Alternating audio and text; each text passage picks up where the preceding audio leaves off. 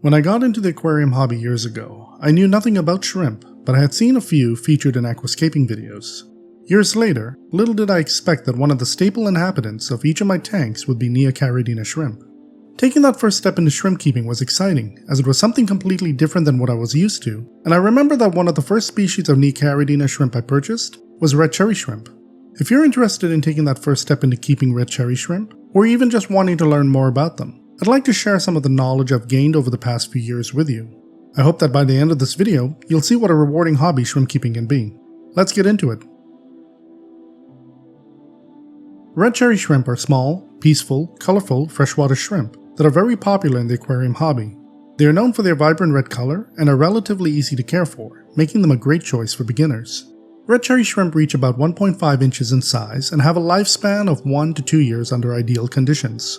They are detritivores, which is a type of omnivore that will eat just about anything. This can be biofilm, dead plant matter and tank mates, detritus, leftover fish food, and more.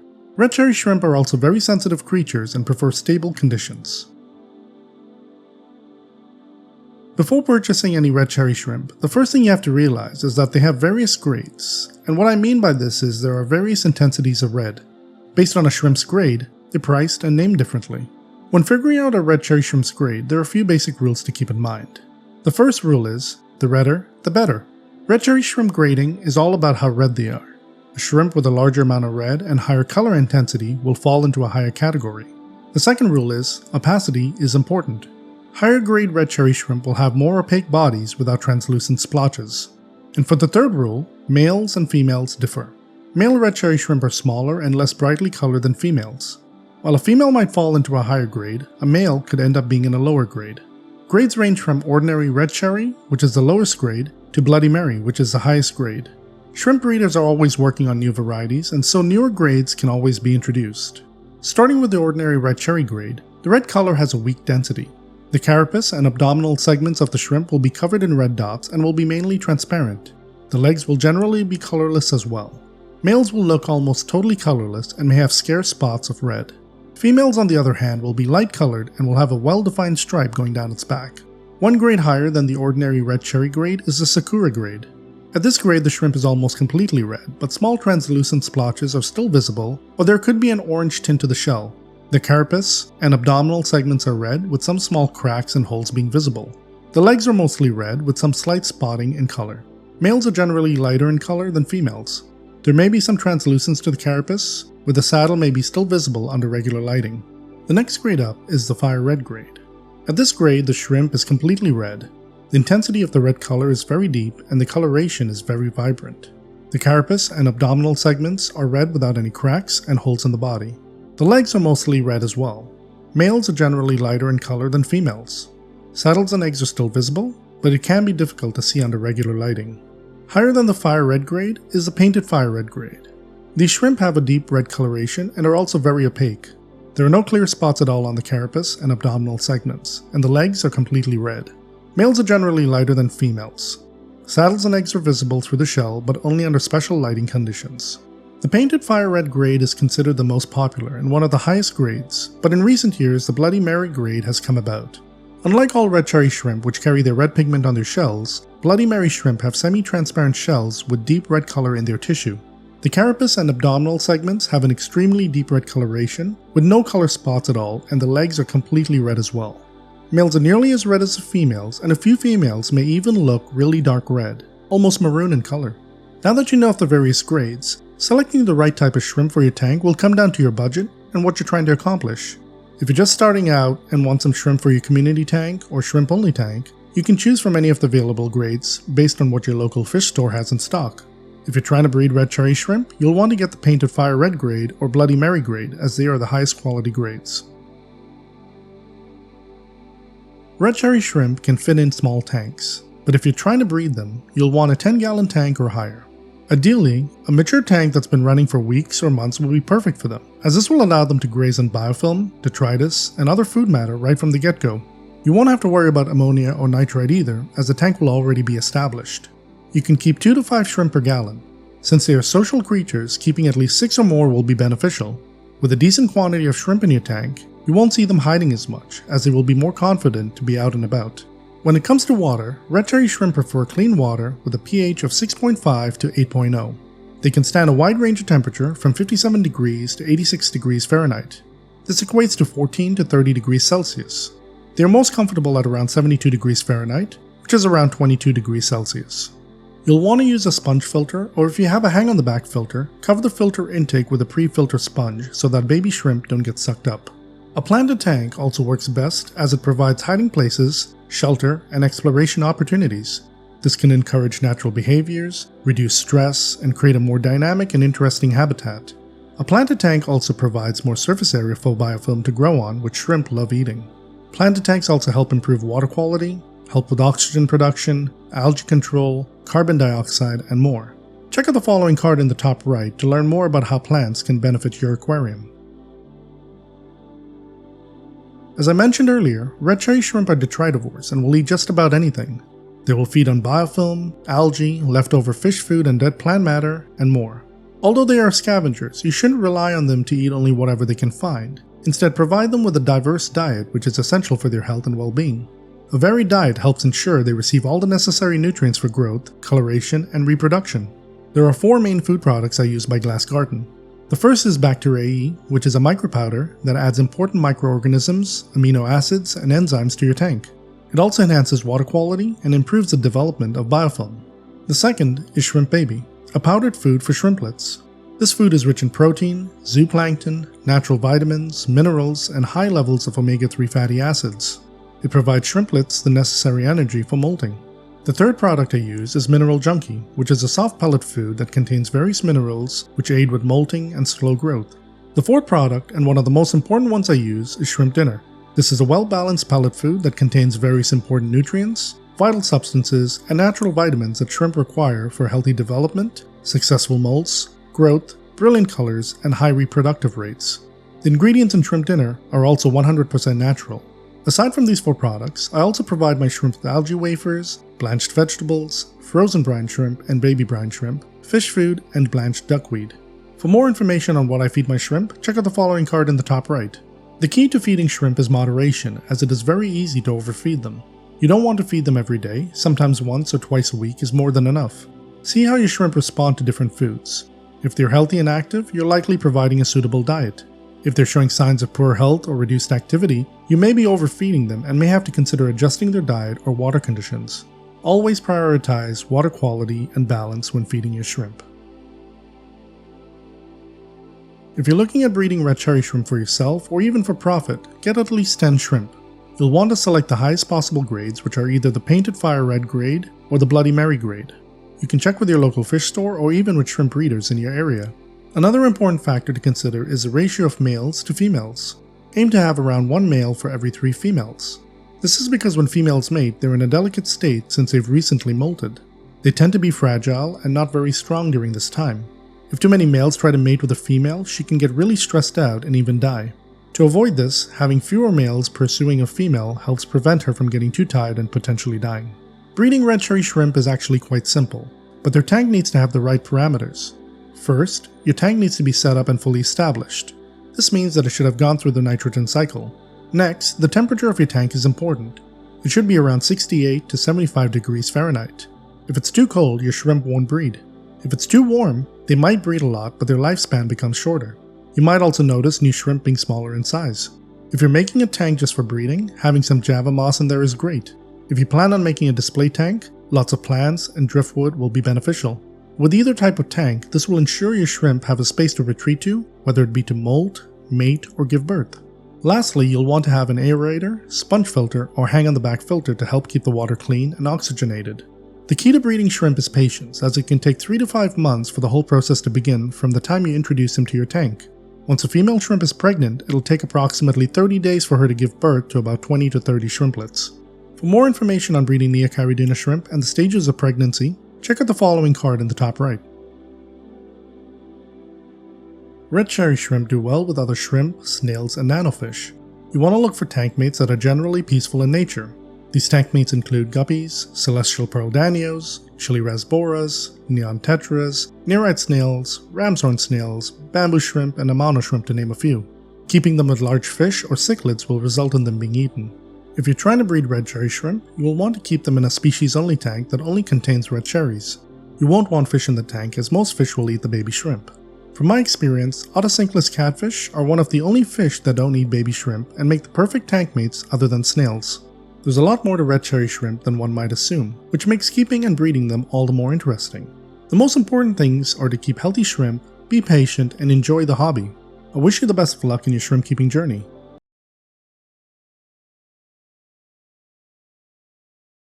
I've been keeping Amano shrimp for as long as I can remember. In fact, in this 20-gallon log of mine that I recently built, there were 4 different types of Amano shrimp. Today, I'm going to cover everything you need to know about caring for these captivating and beneficial creatures, so without further ado, let's dive right in. Amano shrimp, which are scientifically known as Caridina multidentata, are the second most popular type of dwarf shrimp next to the red cherry shrimp, and for good reason. Not only are they very attractive with their translucent silver-blue bodies, but they're also widely known as the single best algae-eating shrimp in the world. Originating in Japan and parts of Southeast Asia, these shrimp were discovered by the world-famous aquarist Takashi Amano, who introduced them to the aquarium hobby in the 1980s for their algae-eating ability. These days, due to their popularity, these shrimp can be found all over the world. Amano shrimp, which are sometimes referred to as Yamato shrimp, thrive in freshwater habitats, particularly in slow-moving rivers, streams, and ponds in their native regions. These habitats typically offer a combination of vegetation, rocks, and substrate where the shrimp can find shelter, forage for food, and breed. Amano shrimp are adaptable creatures and can tolerate a wide range of water parameters, but they prefer clean, well-oxygenated water with stable conditions. In aquariums, they appreciate environments that mimic their natural habitat, with ample hiding places, plants, and surfaces to graze on algae. Amano shrimp are generally a translucent light gray, but can also be translucent with shades of green, light brown, or light reddish brown. They also have solid grayish blue or reddish brown dots and dashes that run the length of their bodies. On the top side of their body, these shrimp have a narrow lighter stripe that runs the length of their back. A full-grown female Amano shrimp can grow to be around 2 to 3 inches in length.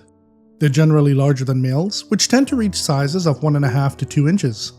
However, individual sizes can vary based on factors such as diet, genetics, and environmental conditions. The growth rate of the shrimp is relatively fast, especially compared to other shrimp species. They can grow from juvenile to adult in as little as 2 months. Keep in mind that when you purchase these shrimp initially, they can vary in size from 0.75 inches to 1.25 inches. These shrimp have a relatively long lifespan compared to many other freshwater shrimp.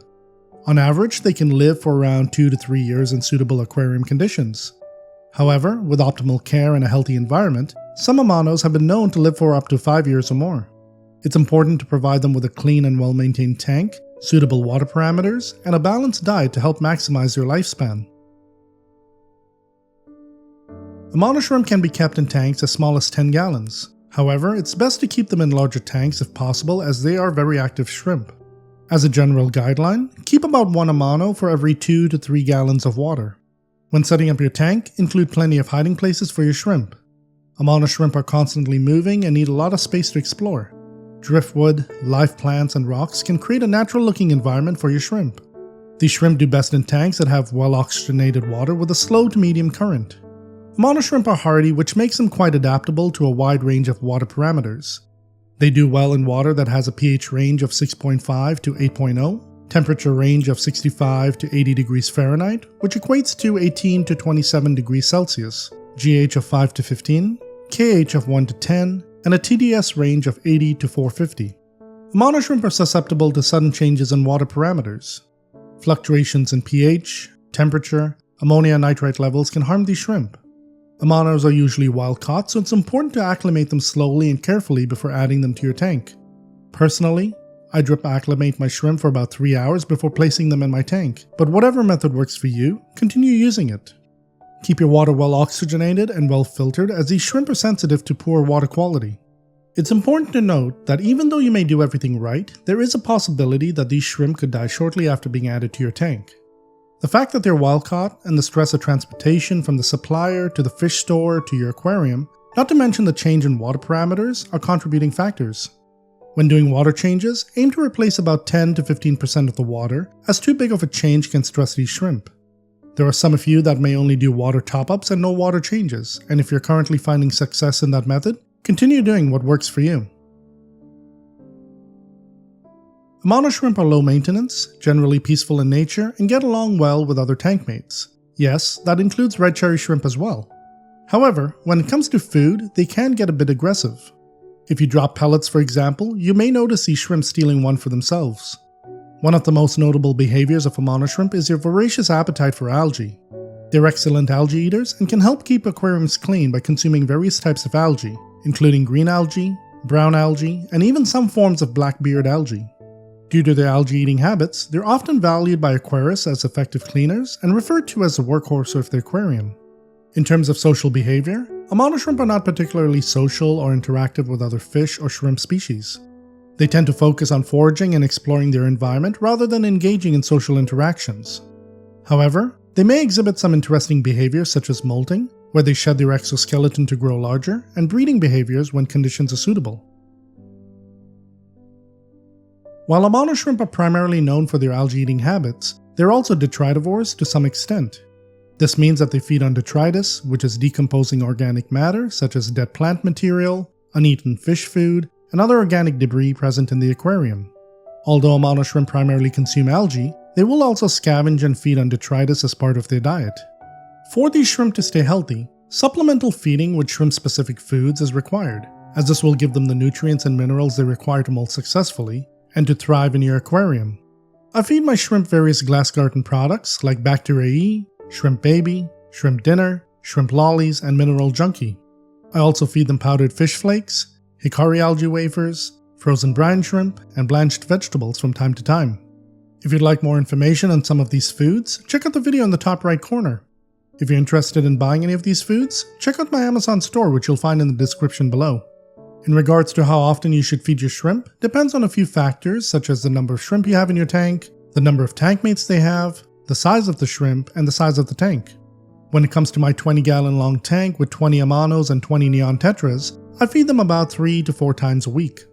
If you have a small tank with only a few shrimp, you can easily get away with feeding them once or twice a week. You have to remember that there is biofilm, algae, and other organic matter in the tank that they will also feed on. The sex of an Amano shrimp can be determined by the dots on their exoskeleton. Along their lower side, the males will have a row of discrete round dots. Females will have stretched out dots that appear as broken dotted lines. These dots can be a reddish brown or a blue-green color. Females are also larger in size than males. The easiest way to determine the sex is to look for the saddle that appears behind the shrimp's head. The saddle is where the ovaries are located, and when the shrimp is preparing to reproduce, it may appear darker or more prominent. This is because it contains developing eggs. Amano shrimp are extremely difficult to breed as their larvae require brackish water conditions to survive. They will also require a slow change from brackish water to fresh water as they mature to adulthood. This is why most Amano shrimp purchased in pet stores are wild caught. If you wish to try your hand at breeding them, it is something that is possible but also requires precision on your end and a lot of patience, as there's no guarantee how the babies will do the first couple of times you attempt raising them. The information that I'm about to provide you with is what I've read, and I've never tried to breed them before. It's important to do some research on your end and see what actually works. After mating, the female shrimp will carry the developing eggs under her pleopods for about 4 to 6 weeks until they hatch. You will then want to transfer the female to a breeding container or tank with very similar water conditions. If you have a shrimp-only tank, when the eggs hatch, you can use a light to bring the larvae to the water's surface and then siphon them out. During this larval stage, you will have 4 to 7 days to transfer them to brackish water, but try to do it immediately. The larvae will require brackish water with a specific gravity ranging between 1.005 and 1.015. This equates to approximately 5 to 15 parts per thousand, or 5 to 15 grams of salt per liter of water. It's also important to maintain a pH range of 7.5 to 8.0 and a temperature of 75 to 80 degrees Fahrenheit. You will want to provide sufficient aeration and oxygenation of the water, as well as very gentle filtration to maintain a high water quality. As the larvae molt and grow, gradually reduce the salinity of the water over several weeks until it matches the freshwater conditions of the main aquarium. Once the juvenile shrimp are large enough and fully adapted to fresh water, you can place them in the main aquarium. Molting is a natural process in the life cycle of Amano shrimp, as well as many other crustaceans, where they shed their exoskeleton to accommodate growth. Amanos molt once every 5 or 6 weeks approximately. Before molting, Amanos will typically become less active and may seek sheltered areas in the aquarium. They may also stop eating in the days leading up to molting. As the shrimp prepares to molt, it secretes enzymes that soften the old exoskeleton, making it easier to shed. During molting, the shrimp will arch its body and gradually push itself out of the old exoskeleton. This entire process can take several minutes to hours. After molting, the shrimp will be soft and vulnerable and will usually retreat to a safe hiding spot while the new exoskeleton begins to harden. If you do come across the molt in your aquarium, you can leave it in there for your shrimp to eat, as it contains a rich source of calcium. If you're a first-time shrimp keeper, coming across a molt in your tank for the first time can be scary, as you may think it's a dead shrimp. To tell the difference, the molt is usually translucent, whereas a dead shrimp will turn pink. There are times when a shrimp may fail to molt, which could lead them to being stuck within their old exoskeleton and eventually dying. On rare occasions, you may notice a white band around your shrimp, which is called the white ring of death. This white ring is caused by the separation of the old exoskeleton from the underlying new exoskeleton. Poor water quality, lack of calcium, stress, and lack of essential nutrients are usually contributing factors. Molting is a vital process for Amano shrimp, as it allows them to grow and replace damaged body parts or worn-out exoskeletons.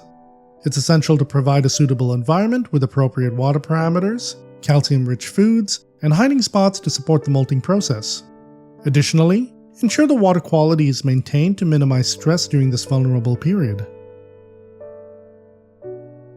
Shrimp, including Amano shrimp, can be susceptible to various diseases, some of which are caused by pathogens such as bacteria, viruses, and fungi, while others may result from poor water conditions or stress.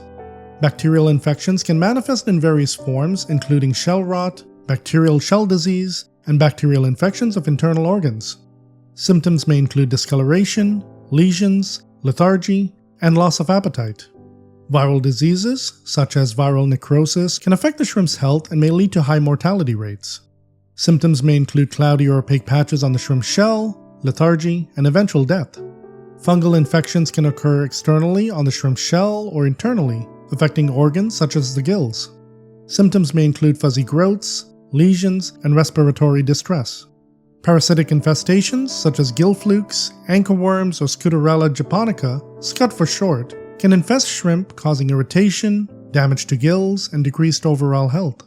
Prevention and management of shrimp diseases involve maintaining optimal water quality, providing a balanced diet, avoiding overcrowding, and quarantining new shrimp before introducing them to established populations.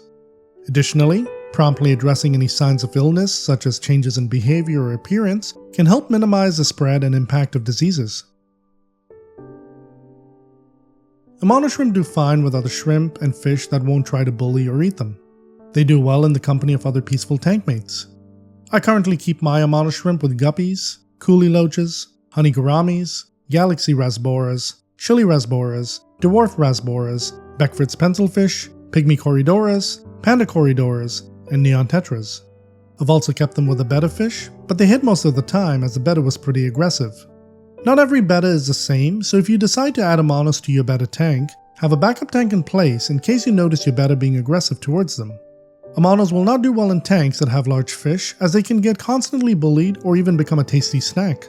Overall, Amano shrimp can make a great addition to a community tank or shrimp-only tank. They're incredible cleaners, probably the best algae eaters, and make for good tank mates. So if you're looking for an active shrimp that will add to the liveliness of your aquarium while keeping it clean and tidy, the Amano shrimp is an excellent choice. If you found this video helpful and would like more shrimp keeping tips and advice, please consider subscribing.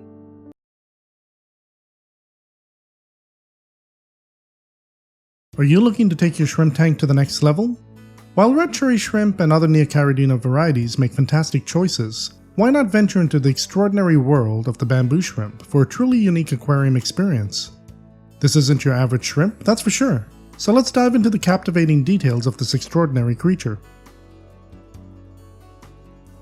Bamboo shrimp, which are commonly referred to as wood shrimp, rock shrimp, fan shrimp, flower shrimp, Singapore shrimp, and Singapore flower shrimp, are a freshwater species that are native to Southeast Asia. They can be found in places like Indonesia, Sri Lanka, Okinawa, Malaysia, and Thailand. Through the aquarium trade, they've been introduced to most parts of the world.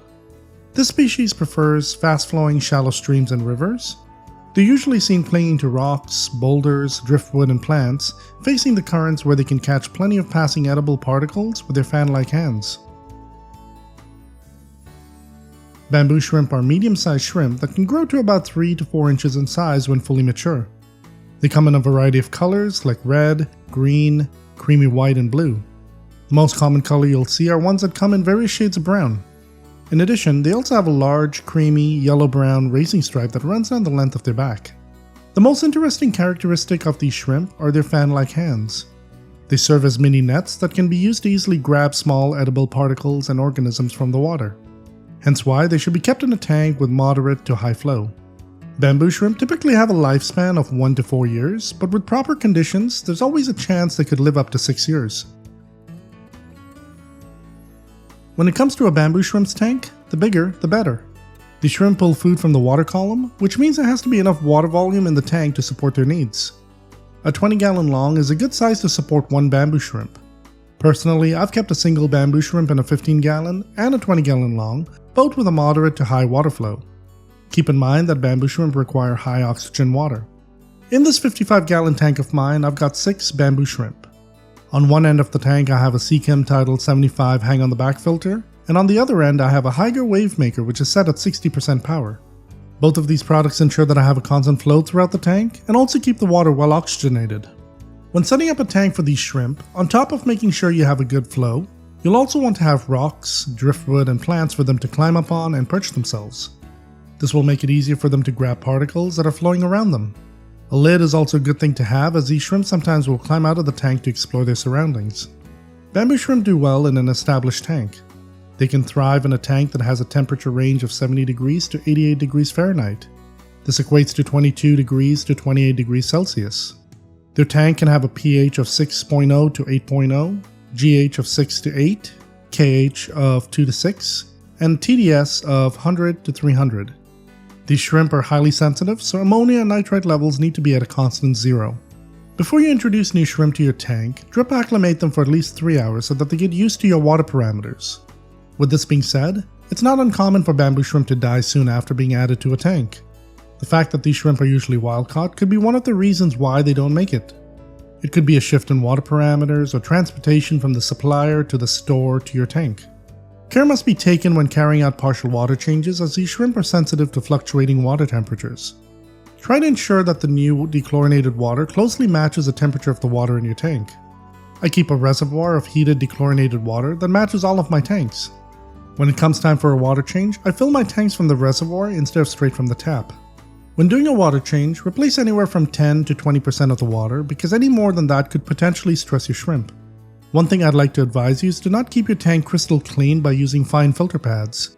This overfiltration can remove all floating particles within the water column, and you could potentially starve your shrimp. Bamboo shrimp are gentle giants. They're very peaceful, calm, and do not bother their tank mates. They're relatively active for shrimp, and you'll often see them repositioning themselves on rocks, plants, or the driftwood to find the optimal place to catch floating particles.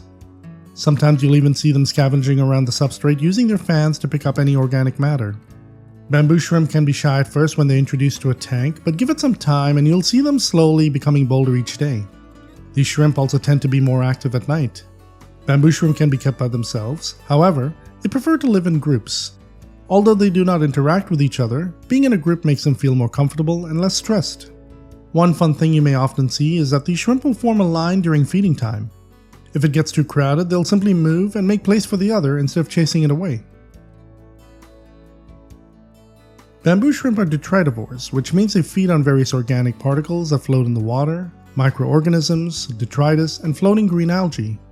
They trap these food particles with their fans and transfer them to their mouths, hence why it's important to have a really good flow in the tank. From time to time, you'll see them scavenging the substrate for food as well. As a word of caution, if you see them constantly scavenging the substrate for food, you may not have enough of a flow in your tank or food particles in the water column. Constantly scavenging the substrate can lead to their fans being damaged, and they may not recover until their next molt. Unlike many other types of shrimp species, bamboo shrimp do not usually exhibit omnivorous feeding habits, which means you may not see them eating dead tank mates, certain types of pellet foods, or even their own molt. In order for them to thrive, providing them with powdered food is the best way to go. When it comes to feeding my bamboo shrimp, I provide them with a few varieties of powdered food. The first two are fish flakes and algae wafers that I ground up and mix together. You can use a mortar or coffee grinder to achieve this. I also provide them with Bacteria E and Shrimp Baby, which are micro-powdered foods. If you'd like to learn more about the various foods I feed my shrimp, check out the video in the top right corner. When I do maintenance on my tank, I'll run my hands through the plants to shake off any debris that might have collected on them. I even stir up the substrate a bit and brush off the hardscape.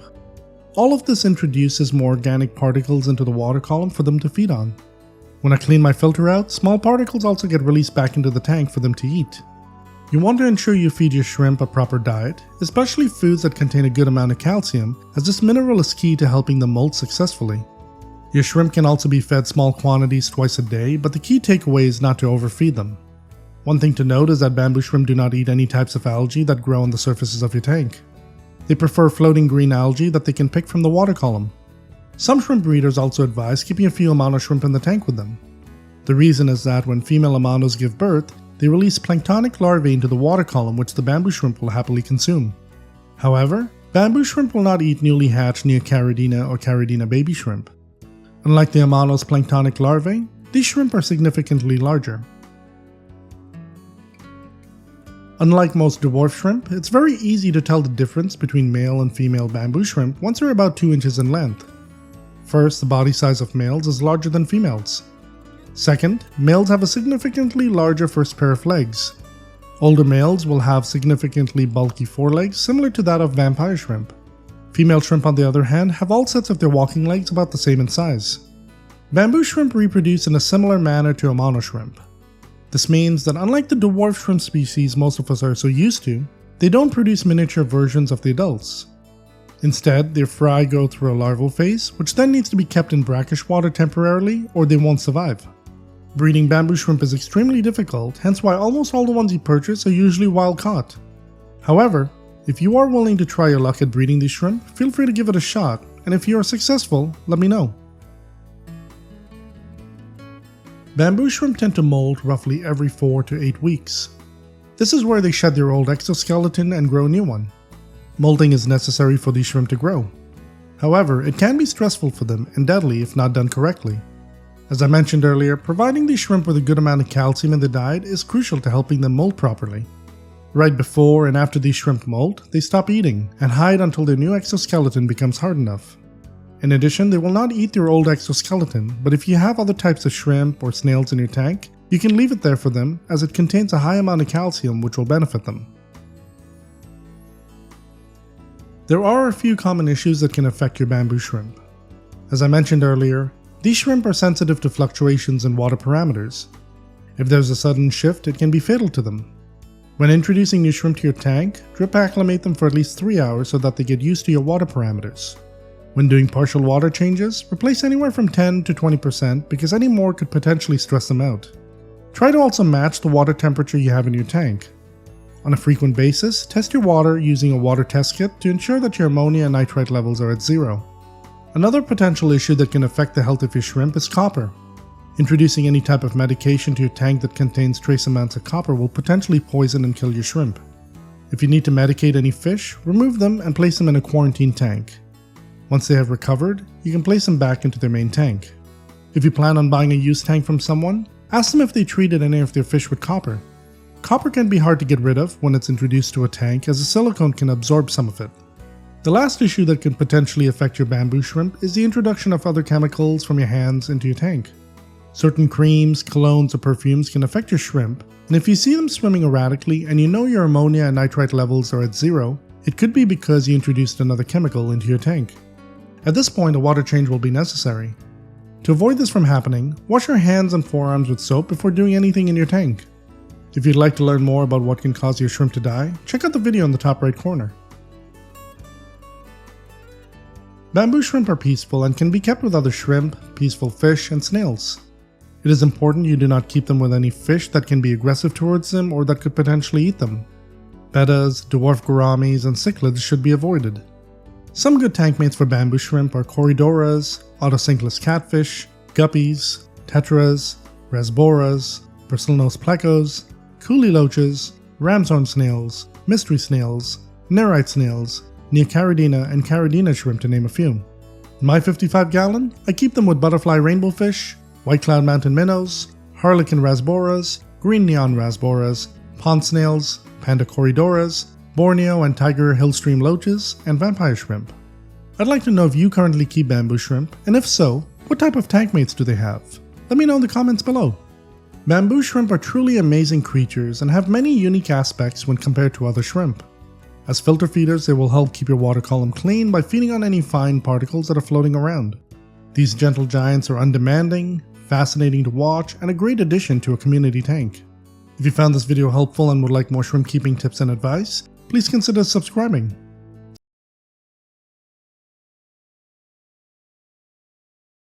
At first glance, vampire shrimp can seem a bit intimidating, not just because of their striking appearance, but also due to the care they might need.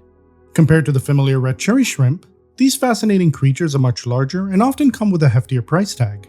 But don't let that discourage you. With the right knowledge and setup, vampire shrimp can be an incredibly rewarding addition to your tank.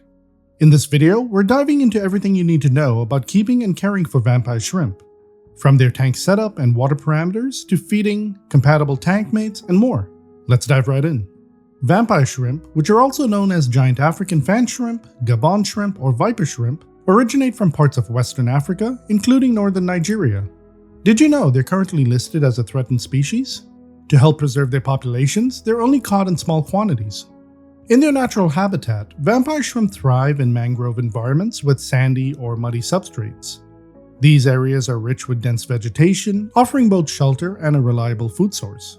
The moderate to strong water currents found here are perfect for their unique filter feeding lifestyle. You'll often spot them nestled between mangrove roots, tucked into crevices, or blending seamlessly into the lush vegetation. Unlike most shrimp species, vampire shrimp have a distinctive appearance with several unique physical traits. Their bodies are stocky and heavily built, protected by a robust shell. One striking feature is the pointy bumps on their legs, which help them grip and anchor themselves in strong water currents. They also have long antennae and fan-like appendages, which they use to catch floating food particles in the water column. Adding to their uniqueness, vampire shrimp can change color with each molt. You might see them display shades of gray or white, light blue, reddish brown, or even a strong blue. In captivity, vampire shrimp typically grow to 3.5 to 4.5 inches or 9 to 11 centimeters, but in the wild, they can reach up to 6 inches or 15 centimeters. Their size is often influenced by factors such as tank conditions, diet, and overall care. Vampire shrimp have an impressive lifespan compared to other freshwater shrimp. They typically live 3 to 6 years, but can reach up to 10 years under optimal conditions. Their longevity is influenced by factors such as water quality, proper tank maintenance, a balanced diet, and minimizing stress. When setting up a tank for vampire shrimp, a minimum size of 20 gallons or 75 liters is recommended. If you can provide a larger tank, even better. More water means a greater abundance of edible particles floating in the water column for them to feed on. Personally, I keep my vampire shrimp in a 55-gallon or 208-liter tank, which gives them plenty of space and a rich feeding environment. For the substrate, sand is ideal. It's soft and closely mimics their natural habitat. Since vampire shrimp occasionally sift through the substrate for food, it's essential to provide a surface that won't damage their delicate fan-like appendages. Vampire shrimp are naturally shy, so creating hiding spots is crucial. Use rocks, driftwood, and live plants to provide shelters where they can feel safe. These shrimp tend to stay close to their hiding places, making it easy for them to dart back in if they're startled. When it comes to filtration, avoid overfiltering the water to the point of being crystal clear. Vampire shrimp feed primarily from particles suspended in the water column, so it's best to skip using fine filter floss. Aim for moderate to strong water flow, which supports their filter feeding needs and keeps the water oxygen rich. In my setup, I use an Sulawesi Biomaster 250 canister filter for effective filtration and surface agitation to promote gas exchange. Additionally, I have a Haiger wave maker aimed directly at the shrimp. This setup ensures a steady flow of edible particles is constantly directed towards them, making feeding more efficient and natural. It's important to note that vampire shrimp are wild caught, so creating an environment that closely mimics their natural habitat is essential. Because these shrimp are wild caught, I strongly recommend drip acclimating them for at least 3 hours before adding them to your tank. This gradual process helps them adjust to your water parameters, ensuring a smoother and less stressful transition. For water parameters, aim for a pH between 6.5 and 7.5, GH of 6 to 20, KH of 2 to 15, and a TDS of 150 to 200. Ammonia and nitrate levels should always be at 0 ppm, and nitrate should remain below 20 ppm.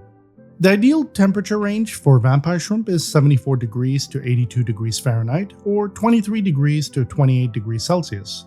My tank is set to 75 degrees Fahrenheit, or 24 degrees Celsius. These shrimp thrive in water conditions similar to those preferred by Neocaridina shrimp. Vampire shrimp are predominantly shy and reclusive, often spending most of their time hidden among driftwood, rocks, plants, or other aquarium decor. These nocturnal creatures are typically more active at night, so you may not see them as much during the day. However, this behavior can vary. For example, my vampire shrimp, of which I currently have 11, seem active at all hours. Despite their shyness, vampire shrimp can be surprisingly social with their own kind. They thrive in groups of 4 or more and often share feeding spots, but they still prefer having plenty of space and hiding places to retreat to when they feel stressed or threatened. They also coexist well with peaceful tank mates, though overly active fish can cause them stress. While their appearance may seem intimidating, vampire shrimp are entirely peaceful. They lack claws and show no aggressive behavior, relying on their fan-like appendages for filter feeding and gathering food particles from the water column. This docile nature makes them ideal companions for peaceful shrimp, snails, and non-aggressive fish. It's important to note that vampire shrimp are sensitive to changes in their environment. Sudden movements, bright lights, or disturbances during feeding can cause significant stress, often leading them to hide for extended periods. When performing maintenance or even approaching the tank, it's best to move slowly and carefully to avoid startling them. Vampire shrimp primarily feed on detritus and microorganisms, using their specialized fan-like appendages to catch food particles from the water column. Providing a varied diet ensures they get the necessary minerals and nutrients to stay healthy and molt properly. I feed my vampire shrimp high-quality fish flakes from New Life Spectrum, which I grind into a fine powder using a mortar, but a coffee grinder works too. Additionally, I use a mix of Bacteria, Shrimp Baby, and Shrimp Fit by Glass Garden. I usually place these powdered foods near the wave maker to ensure the current pushes it directly to the shrimp. I also use algae wafers, particularly since I keep autosinkless catfish, a hill stream, and Borneo loach. Interestingly, my vampire shrimp love algae wafers and will spend hours breaking them down. I feed my tank every other day, as it houses over 30 fish, 6 bamboo shrimp, 7 short-nose shrimp, and 11 vampire shrimp. This schedule keeps a steady supply of edible particles in the water column, crucial for filter feeding shrimp. Occasionally, you might notice vampire shrimp sifting through the substrate for food. While normal in moderation, constant substrate sifting could indicate insufficient food in the water column, potentially leading to damage to their fan-like appendages. If this happens, assess your tank setup, ensure filtration isn't overly efficient, check water flow strength, and adjust feeding quantity or frequency. Here's a tip. Adding Amano or short-nose shrimp to your tank can create a natural food source for vampire shrimp. Female Amano shrimp, for example, can release over 1,000 tiny larvae when they breed. These larvae cannot survive in fresh water and will float in the water column, becoming an excellent meal for your vampire shrimp. If you're planning to keep vampire shrimp with Neocaridina shrimp and are concerned about the safety of baby Neocaridinas, there's no need to worry. Neocaridina babies are much larger than Amano larvae and are not at risk of being eaten. For additional variety, consider offering live or frozen baby brine shrimp or frozen Daphnia, which also make an excellent meal. Vampire shrimp molt approximately every 2 months, shedding their old exoskeleton to grow a larger one. This process is crucial for their growth and development. I was fortunate enough to witness one of my vampire shrimp molting, which was a rare and fascinating event. After molting, these shrimp are particularly vulnerable due to their soft new exoskeleton. During this time, they seek shelter to protect themselves while their shell hardens. Providing plenty of hiding places in the aquariums, such as caves, driftwood, or dense plants, is essential. My shrimp often hide under driftwood or inside a cave after molting. Interestingly, vampire shrimp may change color after molting, displaying shades like gray, white, light blue, reddish brown, or even a strong blue. Factors such as age, environment, and substrate color can influence these changes. Due to their slow growth rate and long lifespan, vampire shrimp molt less frequently than some other shrimp species. Their slow metabolism aligns with their potential lifespan of up to 10 years.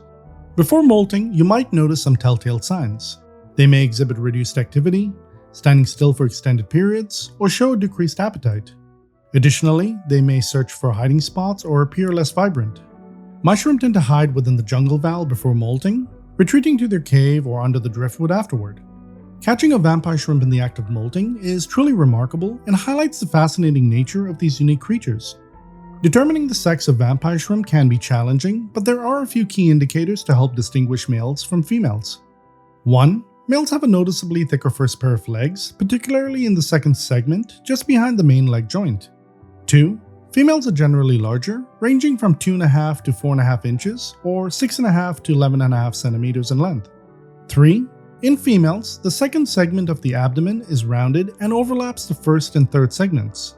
Males, on the other hand, have uniform-looking abdominal segments. Finally, 4. The most reliable method is observing whether the shrimp are carrying eggs, as only females do so. Breeding vampire shrimp in captivity is an incredibly challenging and complex process, which is why the pet industry relies heavily on wild-caught shrimp. Personally, I've never tried breeding vampire shrimp. Unlike many shrimp species that breed frequently throughout the year, vampire shrimp have a specific breeding season, typically during the rainy season in the wild. Replicating these conditions in an aquarium requires precise adjustments, such as increased water changes, temperature and lighting modifications, or even misting systems to simulate higher humidity. Personally, I avoid making drastic changes to my tank's conditions, as it can stress the shrimp and other inhabitants. I prefer to focus on their overall well-being rather than forcing them to breed. If your vampire shrimp do manage to breed, raising the larvae presents an additional challenge. Larvae cannot survive in fresh water for more than a week, so you'll need a separate brackish water setup. This process is similar to breeding Amano shrimp. Since there are multiple steps involved, I've linked a video in the description from an experienced aquarist who provides a step-by-step guide to breeding Amano shrimp. With some adaptations, you may be able to raise vampire shrimp larvae into juveniles. Breeding vampire shrimp is extremely difficult, but not impossible. If you're up for the challenge and decide to give it a try, I'd love to hear how it goes. In an aquarium setting, vampire shrimp, like other shrimp species, can face several health challenges. Understanding these issues is key to maintaining their well-being. Failed molts are a common and potentially fatal issue. This occurs when a shrimp cannot successfully shed its old exoskeleton. A clear sign of this problem is the white ring of death, a white line around the body where the head meets the carapace, indicating the old shell hasn't split correctly. While failed molts can be treated directly, they can often be prevented by maintaining stable water parameters, including pH, KH, GH, and TDS within optimal ranges. Avoid large, sudden water changes, especially with tap water, as a difference in parameters can stress a shrimp. Instead, perform slow, gradual water changes. If your water is soft, consider adding mineral supplements like crushed coral to boost calcium and magnesium levels, essential for healthy molting. Providing shrimp-specific foods can also supply the necessary nutrients for proper exoskeleton development. Erratic shrimp behavior often indicates poor water quality. Ammonia and nitrite levels should always be at 0 ppm, as even trace amounts are toxic. To avoid spikes, ensure your tank is fully cycled before adding any shrimp. Perform regular small water changes of about 10 to 20%, avoid overfeeding, and don't overcrowd the tank. Adding fast-growing live plants can also help absorb excess ammonia and nitrite. If treating sick fish in the same tank, avoid copper-based medications, as copper is extremely toxic to shrimp. It's best to treat fish in a separate quarantine tank, then return them once healthy. Trace amounts of copper in shrimp food are beneficial for biological functions, but high concentrations like those found in medications should be avoided. Rust disease causes reddish-brown to black spots on the shell, which can eventually degrade it and cause internal damage. Poor water quality and stress are major contributors. While I've never encountered this with my vampire shrimp, I've successfully treated my Amano shrimp with this condition using hydrogen peroxide. However, hydrogen peroxide must be used carefully. I'll link a video in the comments from Mark's Shrimp Tanks that explains the process I followed.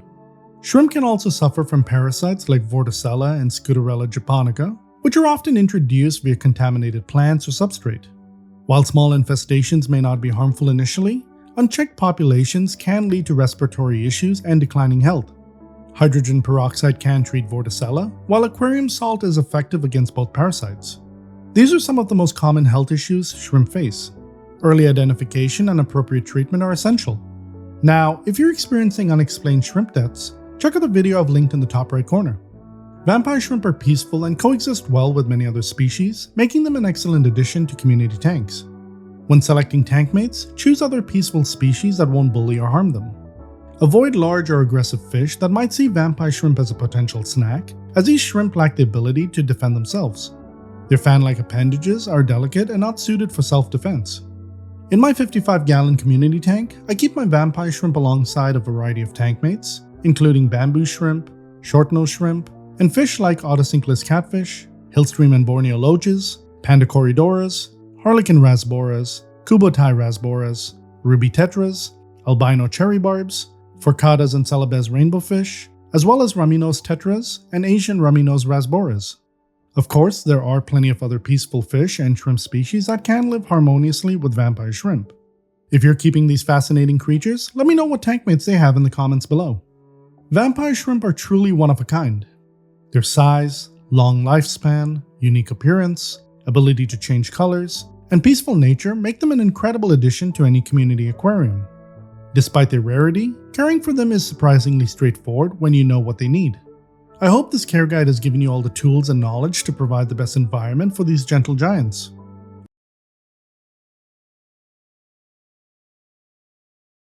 Hey there, welcome to 2 Minute Tuesday, where I cover a topic within 2 minutes. Today we're looking at understanding the differences between Neocaridina and Caridina shrimp. Let's start the timer.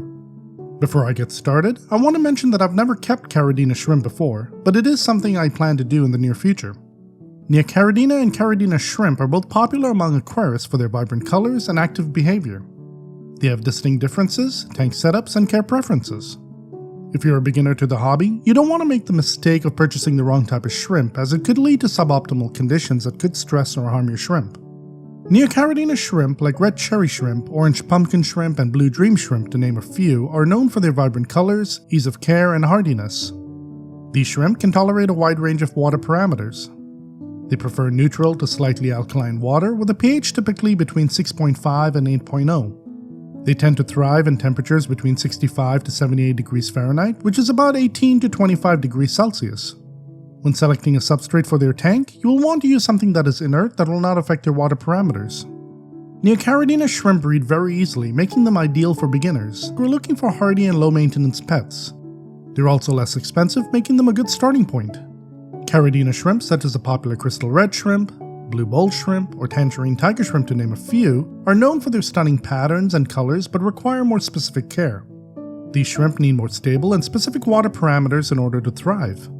They prefer softer water with a pH of 6.0 to 6.8 and temperatures between 64 to 78 degrees Fahrenheit, which is about 17 to 25 degrees Celsius.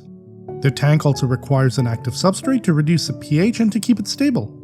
Depending on the type of Caridina shrimp you plan on getting, adjustments may be necessary to meet their specific needs. Breeding Caridina shrimp can be more challenging due to their specific water requirements, but it can be successful if the environment is carefully controlled. Caridina shrimp are suited for more experienced aquarists who can provide the precise water parameters they require and are looking for a rewarding challenge. Now that you have a basic understanding between Neocaridina and Caridina shrimp, do you plan on keeping one genera over the other, or both? Let me know in the comments below.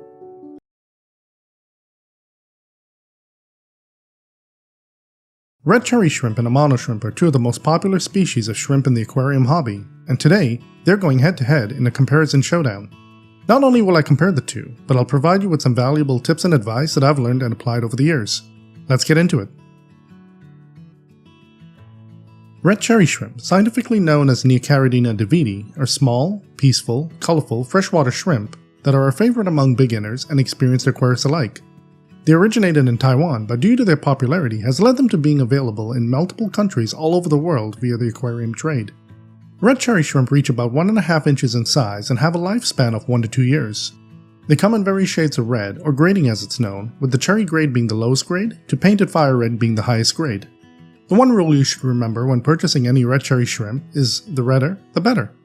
Amano shrimp, scientifically known as Caridina multidentata or Caridina japonica, are larger than red cherry shrimp and originated in Japan. They were named after Mr. Takashi Amano, the founder of Aqua Design Amano, also known as ADA. It was he who discovered their immense appetite for algae and introduced them to the aquarium hobby in the 1980s. A full-grown Amano shrimp can reach upwards of 2 inches in length and have a lifespan between 2 and 3 years. These shrimp are generally a translucent light gray, but sometimes they can be translucent with shades of green, light brown, or light reddish brown. They have solid dots and dashes that run the length of their bodies. These dots and dashes can be grayish blue or reddish brown in color. Amano shrimp also have a narrow, lighter stripe on their top side which runs the length of their bodies. Red cherry shrimp can be kept in small tanks with close to 5 shrimp per gallon, although a 5-gallon tank or larger is preferred. If you're planning to breed red cherry shrimp, you'll want to go with a 10-gallon tank or larger. With Amano shrimp, you'll want to keep about 1 shrimp per 3 gallons of water. The minimum tank size I would recommend is a 10-gallon tank in which you can keep 3 comfortably in there. Both species of shrimp prefer water on the harder side. They do well in water that has a pH level between 6.5 and 8.0. In regards to the temperature, red cherry shrimp are pretty hardy and will do well between 57 and 86 degrees Fahrenheit, which is around 14 to 30 degrees Celsius. They're most comfortable at around 72 to 75 degrees Fahrenheit. Amano shrimp, on the other hand, are just as hardy and do well in water that has a temperature between 64 and 80 degrees Fahrenheit, which is around 18 to 27 degrees Celsius.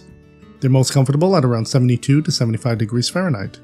If you want both species of shrimp to thrive, consider going with a planted tank, as plants are natural filters, but also help with oxygen production, provide shelter and places to hide, as well as provide more surface area for biofilm, which shrimp love to feed on.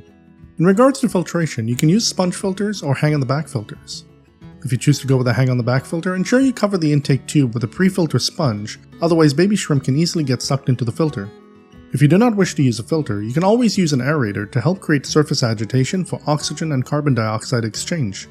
One thing to note is that before introducing any of these shrimp to your tank, drip acclimate them for at least 3 hours so that they get used to your water parameters. Shrimp are sensitive creatures and don't do well when there are massive fluctuations in water parameters. Check out the card in the top right on how to drip acclimate new shrimp.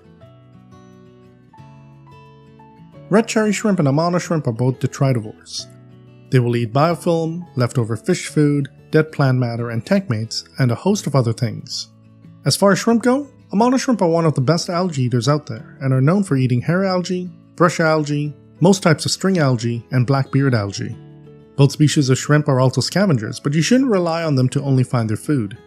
Instead, provide them with quality foods that will give them the nutrients they require to thrive. Personally, I use various powdered and pellet foods from Glass Carton. I also use algae wafers from Hikari, and when going away on a trip, I use Nano Banquet food blocks from Zoomed. From time to time, I will also feed them frozen foods like brine shrimp and baby brine shrimp, as well as blanched vegetables like zucchini, cucumbers, lettuce, spinach, and carrots. You should also try feeding them blanched duckweed, which is an incredible superfood. Check out the card in the top right if you'd like to learn more about the foods that I feed my shrimp. The brands I use are just some of the few that's out there that I've been comfortable using over the last few years. There's also brands like Fluval, Extreme, and Rapashi that also make really good shrimp food. Due to the amount of organic matter that is already in your tank, you do not need to feed your shrimp on a daily basis, unless you have a really massive colony because you're breeding them. You can opt to feed your shrimp once or twice a week, as this will help prevent excessive waste buildup and water pollution. The key takeaway is, if you notice your shrimp are active and constantly feeding on something, you're providing them with the right quantity. If they're inactive and not eating the food you've provided, you're probably overfeeding them. At this point, you'll also want to test your water quality. If you do not want to make a mess in your tank during the feeding process, consider placing a feeding dish in there. Your shrimp will eat right from it, and it will also help make it easier to remove any uneaten food after a period of time. Red cherry shrimp are fairly easy to breed. First, you have to ensure that you have a proper male to female ratio. Aim for 1 male for every 3 females. If your goal is to breed high quality shrimp, make sure you start with the painted fire red grade. Second, keep the water conditions stable. Keep in mind that if your shrimp are newly introduced to your tank, they can take anywhere from 3 to 5 months to begin breeding. The only advice I can offer is to be patient. Once they do breed, the female will carry the eggs underneath her for about 30 days. During this time, she will constantly fan them and move them around so that they stay clean and oxygenated. Red cherry shrimp can give birth to 20 to 30 shrimp. The babies are duplicates of the adults, but just tiny. When the babies are born, they initially stay in place for some time, so you have to ensure that you can get the food to them. Glass Carton's Shrimp Baby is a good micro-powdered food that will coat all the surface of the tank when placed in there. Having Indian almond leaves and lots of plants will help, as your surfaces will be covered in biofilm which the babies will feed off. If your baby shrimp are in a shrimp-only tank, you won't have to worry about predation. If your baby shrimp are in a community tank with fish like tetras, resboras, and loaches, to name a few, some of them may get preyed upon. Plants, caves, and driftwood can provide shelter and hiding spots for baby shrimp so that they don't get eaten. If you'd like to learn more about breeding Neocaridina shrimp, check out the card in the top right corner. Breeding Amano shrimp is extremely difficult as their larvae need brackish water to survive. Brackish water is water that has more salinity than fresh water, but not as much as seawater. Honestly, it's easier to purchase new Amano shrimp than trying to breed them. There's nothing stopping you from taking on the challenge, and if you do manage to raise some baby Amanos, let me know. Red cherry shrimp and Amano shrimp, when kept together, can make good tank mates. In my two 20-gallon long tanks, I keep red cherry shrimp and Amanos together along with various species of fish.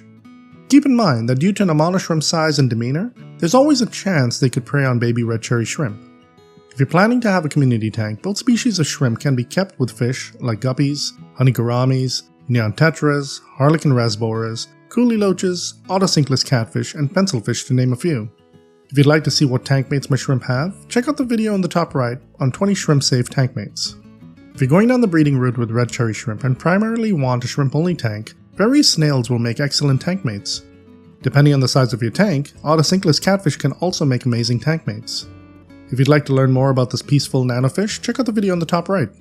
One thing to note is that both species of shrimp do not do well with large aggressive fish like Oscars and cichlids, as they will easily be bullied or preyed upon. Constant bullying from these fish can result in your shrimp dying due to the amount of stress they will experience. Keeping these shrimp with bettas is also very iffy because it will depend on the temperament of your betta. There are some that will put up with shrimp, while others may decimate the entire population. So which shrimp is the right choice for your aquarium? Well, it depends on your preferences and the specific requirements of your tank. Red cherry shrimp are great for beginners or anyone looking to breed them, while Amano shrimp are fantastic algae eaters. Personally, both species of shrimp will make excellent additions to any aquarium. Remember to consider factors like tank size, compatibility with other tank mates, and your budget when making your decision. That's it for today's showdown, and I hope this video helped you in some way to make an informed choice. For more shrimp keeping tips and advice, please consider subscribing.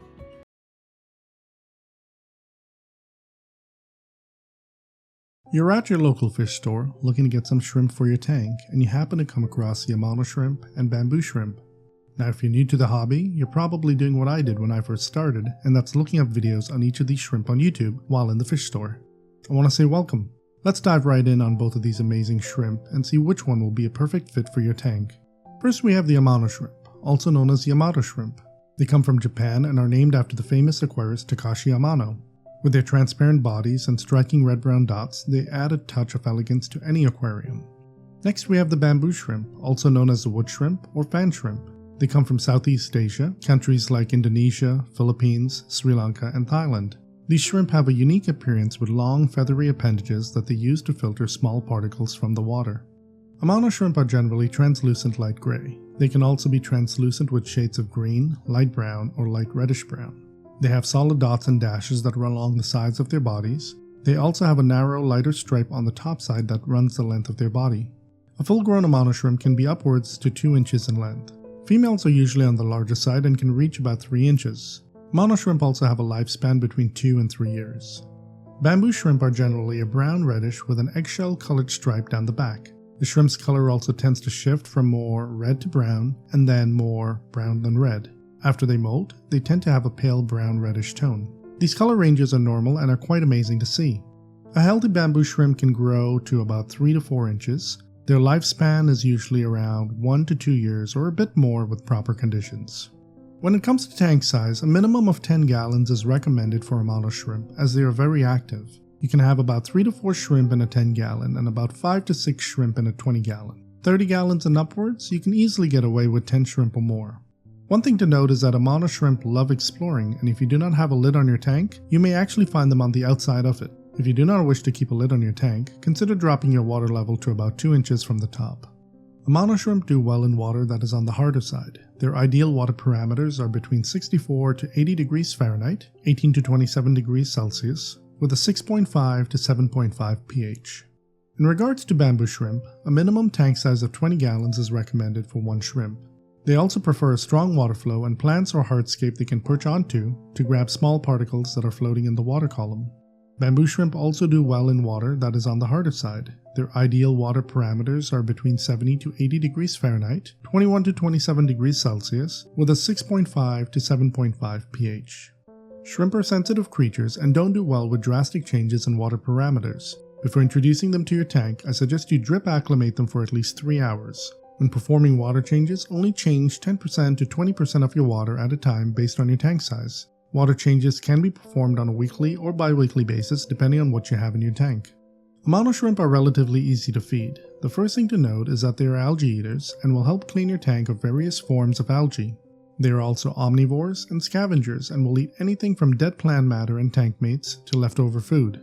Although they can live off whatever is in your tank, a high-quality diet is required as well to help them thrive. This can include shrimp-only food, algae wafers, to blanched zucchini and spinach. Bamboo shrimp are filter feeders and feed off very fine particles that are in the water. This can consist of fish food, plant debris, microalgae, microorganisms, and other floating matter. This is why having a strong water flow is important, as it can grab these fine particles that are floating around. At certain times, you may notice your bamboo shrimp walking on the bottom of your tank, picking at the substrate for edible matter. This is not uncommon behavior when they are really hungry, and so be ready to supplement their diet accordingly. Amano shrimp and bamboo shrimp are both relatively peaceful and do very well in community tanks. If you're looking for a shrimp that'll clean your tank of algae, I would recommend you go with the Amano shrimp. If you're looking for a shrimp that'll keep your water column clean and that is interesting to watch when feeding, I would recommend the bamboo shrimp.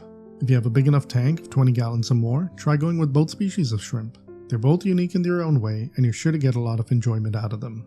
I hope you enjoyed this video. If you'd like to see some more comparisons, let me know in the comments below.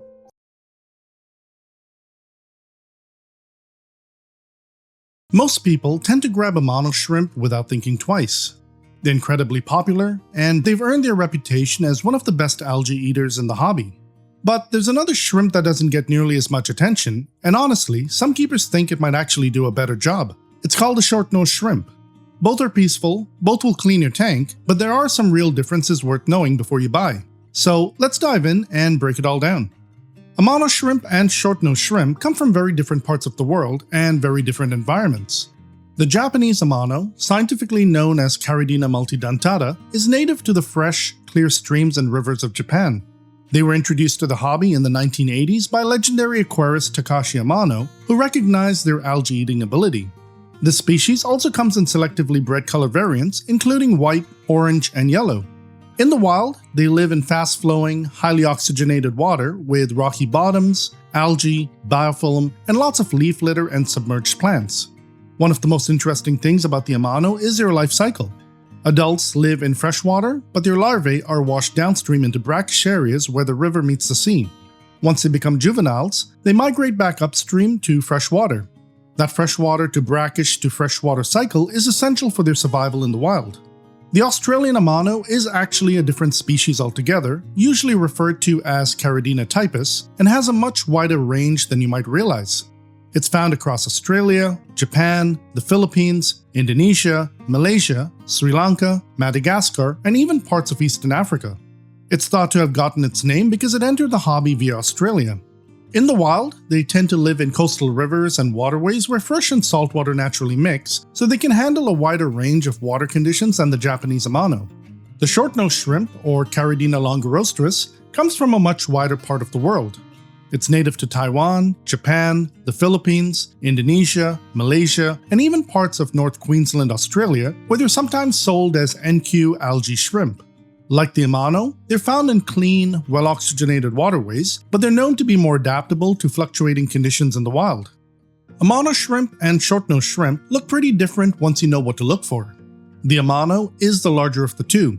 Females can reach 2 to 3 inches, while males are usually smaller, usually at around 1.5 to 2 inches. The Japanese Amano, the one most people are familiar with, has a translucent gray-brown body with a faint stripe running down the back. Along the sides, you'll see a clear row of dots on males and stretched out dashes on females. Depending on diet and lighting, the body can take on a slight green, blue, or brown tint, but it always stays opaque overall. These shrimp are most likely what you'll find at your local fish store. The Australian Amano looks similar at first glance, but has a few subtle differences.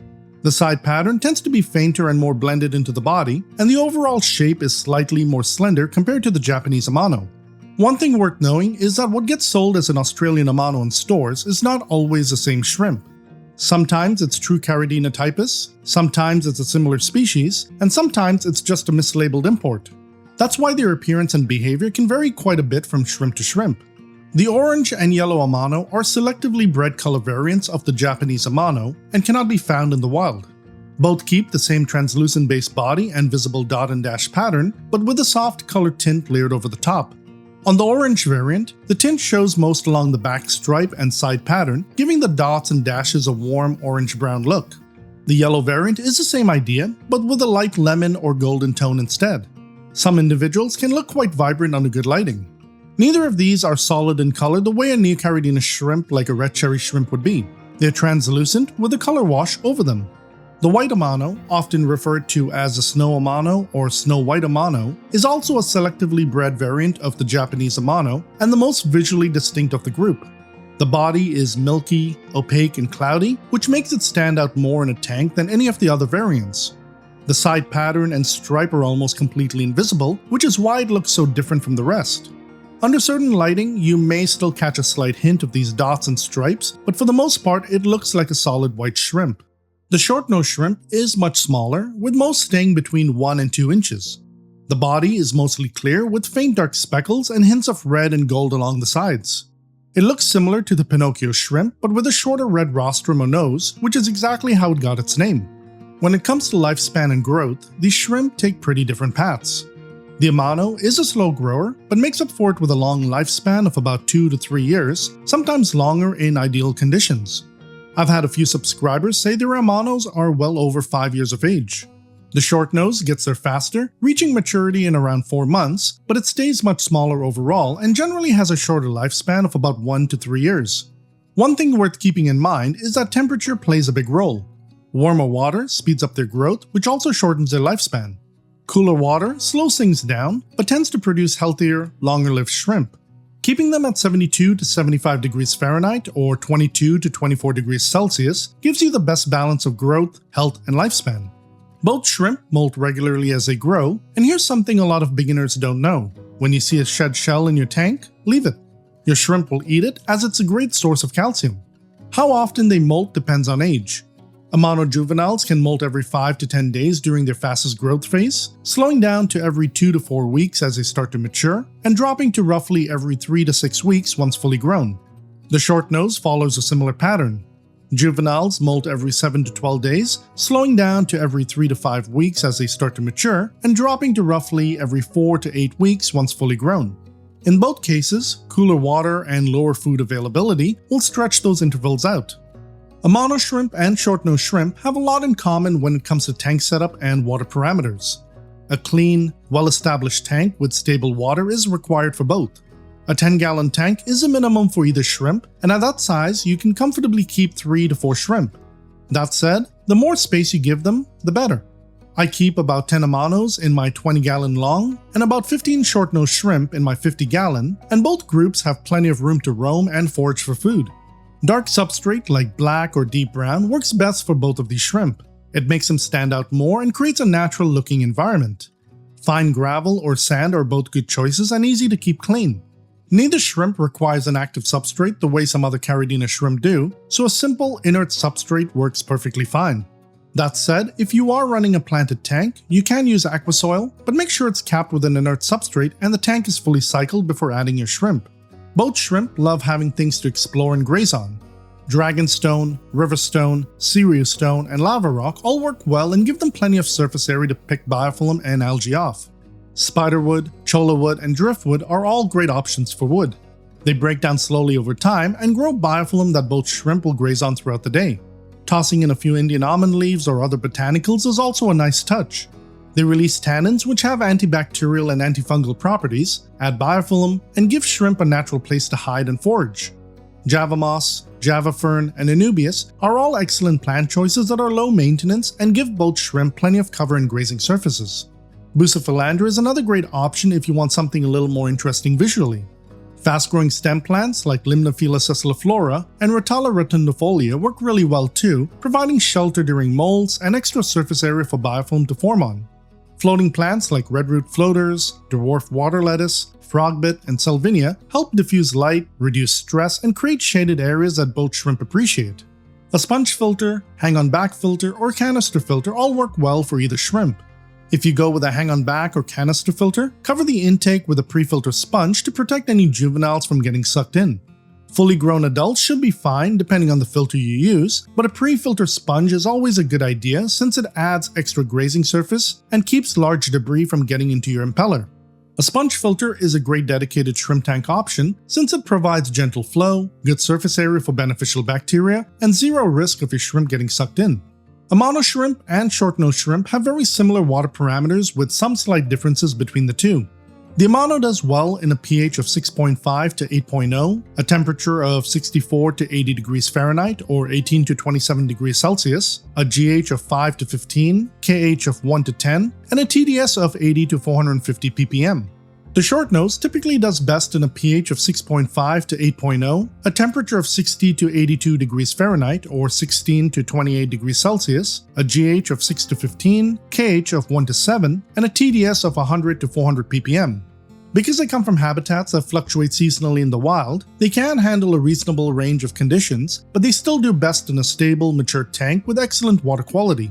My tanks run at 75 degrees Fahrenheit or 24 degrees Celsius, a pH of 7.5, GH of 12, KH of 4, a TDS of around 250 ppm, and both of these shrimp are thriving. Ammonia and nitrite must always stay at 0. Because both of these shrimp are typically wild caught, acclimation matters a lot. Their water parameters are constantly shifting from the supplier to the fish store to your tank, so taking the time to acclimate them properly makes a real difference.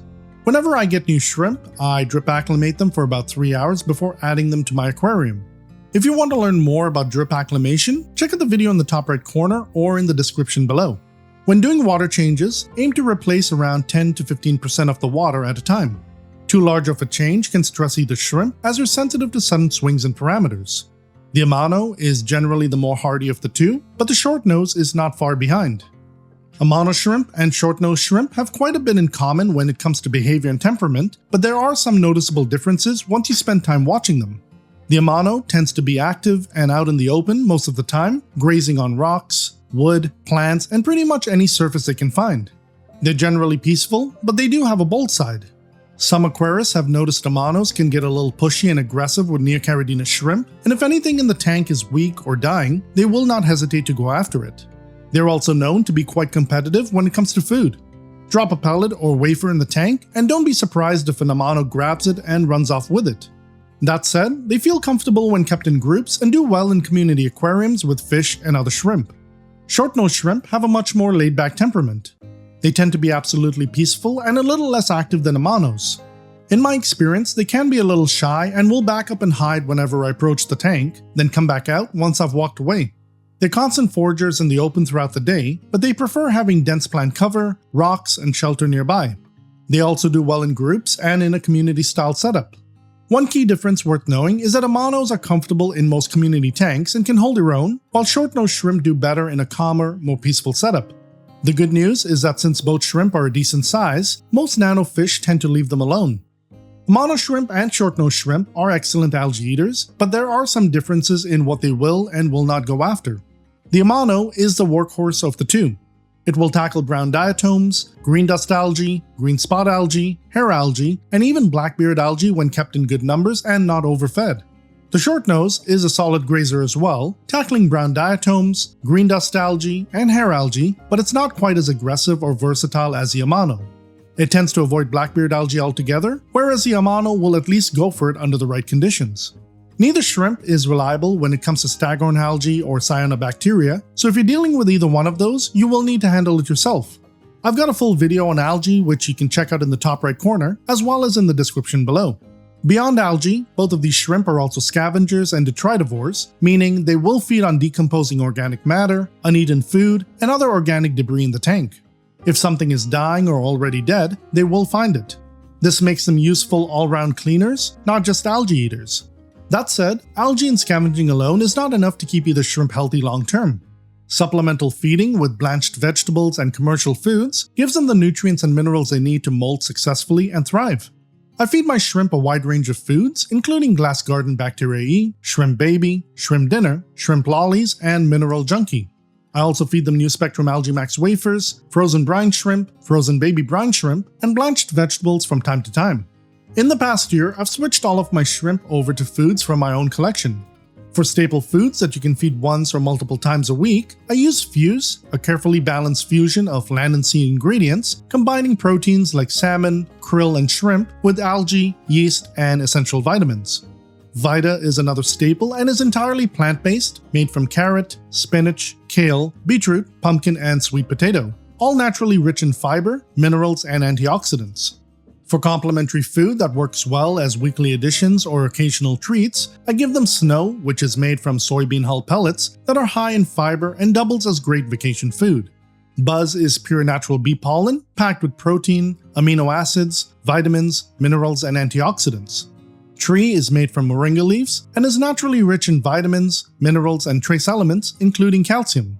And alga is pure organic spirulina, loaded with protein, amino acids, vitamins, minerals, and antioxidants. If you'd like to try any of these foods, pick up an individual bag or grab one of the various packs. Use promo code FOREVER10 for 10% off.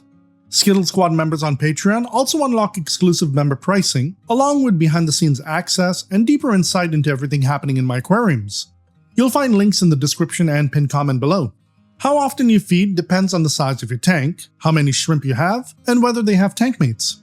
Personally, I feed my shrimp a varied diet every other day. Keep in mind that your shrimp are also grazing on biofilm, algae, mulm, detritus, and other organic matter throughout the day, so they're never truly going without food between feedings. Sexing Amano shrimp and short-nosed shrimp is actually pretty easy once you know what to look for. The first is size. Females are always larger than males. The second is the saddle. If you look at the area just behind the female's head, you may notice a dark spot. That area is called the saddle because it looks like a horse's saddle, and it's actually where her ovaries are and where the unfertilized eggs form. The third is eggs. If you spot a shrimp carrying eggs along its underbelly, that's a female. For Amano specifically, there is a fourth way. Males have small round dots along the sides of their body, while females have stretched out dashes. When it comes to breeding, both shrimp are extremely difficult to breed in a home aquarium. Females can carry anywhere from 1,000 to 3,000 eggs, but when those eggs hatch, the larvae need brackish water to survive and can only last about 7 days in fresh water. This makes successfully raising them in a standard freshwater tank nearly impossible. There have been viewers who told me that one of their larvae did survive and make it to adulthood, but those cases are extremely rare, which is why the majority of these shrimp are wild caught. If you do want to try breeding them, I have a video linked in the description below that walks you through the entire process. One tip worth mentioning is that if you keep filter feeder shrimp like bamboo shrimp, vampire shrimp, or green lace shrimp, Amanos and short nose make great tank mates for them. When the eggs hatch and the larvae are released into the water column, they become a free meal for your filter feeders and any fish you may have in the tank. Like any freshwater shrimp, both the Amano and the short nose can experience health issues from time to time. Most problems come down to poor water quality, stress, or something being introduced to the tank. The best thing you can do for either shrimp is maintain clean, stable water and quarantine any new shrimp before adding them to an established aquarium. Some of the most common issues you may run into include bacterial infections, lesions, or fungal infections. Viral infections are less common, but can cause cloudy or opaque patches on the shell, and in severe cases lead to high mortality. Parasites like Scudarella japonica are another one to watch for. They appear as tiny white worm-like creatures around the shrimp's head and rostrum and can spread quickly between all your shrimp if left untreated. One issue I've personally dealt with is rust disease with my Amano shrimp. It shows up as a rusty orange-brown discoloration on the face or body and can spread rapidly and eventually lead to death if not dealt with quickly. The treatment that worked for me was a whole tank hydrogen peroxide treatment. It's extremely effective as it kills bacteria in the water column fast. For a whole tank treatment, there is a calculation required to dose your aquarium safely. You'll find that in the description below. If you join the Skittle Squad, I've built an easy-to-use calculator for all members. If you're ever unsure about what's affecting your shrimp, do your research before adding anything to your tank. Acting too quickly without knowing the cause can sometimes do more harm than good. Amano shrimp and short-nosed shrimp are both peaceful and do well in community setups, but there are a few things worth keeping in mind for each. Amanos are bold and confident, so they can hold their own in a more active community tank. I've kept mine with guppies, celestial pearl danios, chili rasboras, pygmy and panda corridoras, coolie loaches, honey gouramis, and Beckford's pencilfish. I currently keep them in a 20-gallon long aquarium with neon tetras and red cherry shrimp. Short-nosed shrimp tend to be a bit shyer, so they do best with calmer, more peaceful tank mates that are not going to stress them out. I currently keep mine in a 55-gallon aquarium with panda and bronze corridoras, white cloud mountain minnows, albino cherry barbs, forcata rainbow fish, harlequin rasboras, ruby tetras, rummy nose tetras, rummy nose rasboras, a Borneo and hillstream loach, bamboo shrimp, vampire shrimp, and green lace shrimp. That mix has worked really well, and my short nose are comfortable and out in the open regularly. Avoid keeping either shrimp with large or aggressive fish that may bully them or see them as a snack. It's best to stick to small, peaceful community fish where they can easily thrive. So, which one is right for your tank? If you want the bigger, longer-lived, gold standard algae eater, the Amano is your shrimp. It's bold, visible, comes in various colors, and is genuinely impressive. If you want a shrimp that's a bit different, a little calmer, and just as good of an algae eater, give the short-nosed shrimp a try. It's still underrated in the hobby, and honestly, that's part of its charm. If your tank is big enough, keep both. Your algae will not stand a chance. Let me know in the comments which of these shrimp you're interested in keeping. I'd love to hear from you.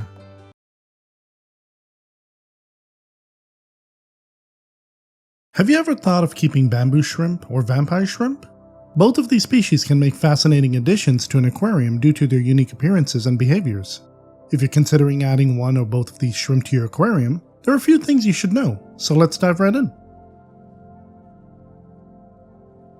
Bamboo shrimp are native to Southeast Asia, including regions of Indonesia, Sri Lanka, Thailand, Malaysia, and the Philippines. They typically inhabit shallow, fast-flowing rivers and streams, abundant with boulders and wood, a hardscape they can cling to while facing the current for feeding purposes. Vampire shrimp are indigenous to Western Africa, primarily found in northern Nigeria. They thrive in mangrove environments and areas with dense vegetation. Bamboo shrimp are medium-sized shrimp that can reach sizes of up to 4 inches when fully matured. They come in a variety of colors like red, green, creamy white, blue, including all shades of brown, which is the most common. They feature a large creamy yellow-brown, reddish-brown, or light-brown race stripe down their back. This stripe is more pronounced in younger shrimp, but present to some degree throughout their lifespan. In addition, some of these shrimp may also display dark stripes along the sides of their body. Bamboo shrimp typically have a lifespan of 1 to 4 years, but with proper care and conditions, they could live up to 6 years. Vampire shrimp are similar in size to bamboo shrimp, but have been known to get up to 6 inches when fully matured. These shrimp are robustly built, resembling tanks with their boxy appearance. Their legs have little pointy bumps which they use to help anchor themselves in strong currents. Nocturnal by nature, vampire shrimp have long antennae that they use to find their way around the tank. Their coloration varies from blue-gray to a strong blue, cream, pink, green, and even a reddish-brown. A vampire shrimp's color can change with each molt and also look different depending on what substrate color you use. In my tank, I've seen my shrimp go from cream to a strong blue. Vampire shrimp are slow growers, leading to a lifespan ranging from 5 to 10 years under proper care. The most unique feature of both bamboo shrimp and vampire shrimp is their fan-like hands, which they use to grab food particles and other organic matter from the water column. When setting up a tank for bamboo and vampire shrimp, it's crucial to consider their specialized feeding habits. Placing them in any tank won't suffice as they require specific conditions to thrive and can starve in the wrong setup. For optimal care, a fully cycled tank of at least 20 gallons or more is recommended, especially if you plan to keep a group. Adequate water flow is essential to maintain oxygen levels and ensure food reaches the shrimp's fans. Providing plenty of plants, wood, and rock formations near the water flow encourages natural behavior, as both species enjoy perching on hardscapes to filter water for food. In my 55-gallon tank, I use a wave maker in conjunction with my filter to promote water circulation and distribute food particles. It's always fun watching both these species perched on driftwood or river stones, extending their fans into their current. In regards to the substrate, sand usually works best as gravel can damage their delicate fans when they scavenge for food. I currently have 6 bamboo shrimp and 5 vampire shrimp, and I've noticed that bamboo shrimp are more outgoing and actively explore their environment. Vampire shrimp tend to be shy and prefer hiding a lot, hence why it's important that you provide plenty of hiding spots for them. Once they find a spot, they tend to stay close to it at all times, even when feeding. Both of these species share similar water parameters. They thrive in relatively hard water with a pH ranging from 6.5 to 7.5. Bamboo shrimp prefer a GH of 6 to 10, while vampire shrimp can tolerate a slightly broader range of 6 to 20. Similarly, the KH ranges from 2 to 6 for bamboo shrimp and 2 to 15 for vampire shrimp, with a TDS range of 150 to 300 for both these shrimp. Ammonia and nitrite levels should always be maintained at 0. Temperature-wise, bamboo shrimp prefer temperatures between 71 to 82 degrees Fahrenheit, which equates to 21.6 to 27.8 degrees Celsius. While vampire shrimp thrive in temperatures ranging from 75 to 85 degrees Fahrenheit, which equates to 23.8 to 29.4 degrees Celsius. In my tank, I maintain a temperature of 75 degrees Fahrenheit and both species seem extremely comfortable. It's important to note that crystal clear water isn't ideal for these shrimp because it indicates that there is a lack of floating organic particles for them to feed on.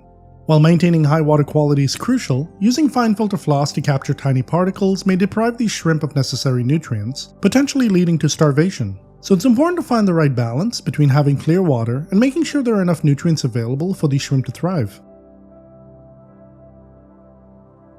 Bamboo and vampire shrimp are known for their peaceful nature and are often referred to as gentle giants. Initially, bamboo shrimp may exhibit shyness when introduced to a new tank. However, over time, they become more outgoing and active and are often seen perched near flowing water filtering for food particles. Vampire shrimp, on the other hand, tend to be more reclusive and shy. They prefer hiding in caves or crevices within the tank and are more active at night as they are nocturnal creatures. One thing I've noticed with most of my vampire shrimp is that they tend to stay in the lower sections of the water column near their hiding spots. Most of the time when they spot me approaching the tank, they'll dart into their spots for cover. While both species can be kept individually, they thrive best in groups. Though they may not interact directly, being in a group provides them with a sense of security and confidence. Bamboo and vampire shrimp stand out among dwarf shrimp due to their unique filter feeding behavior.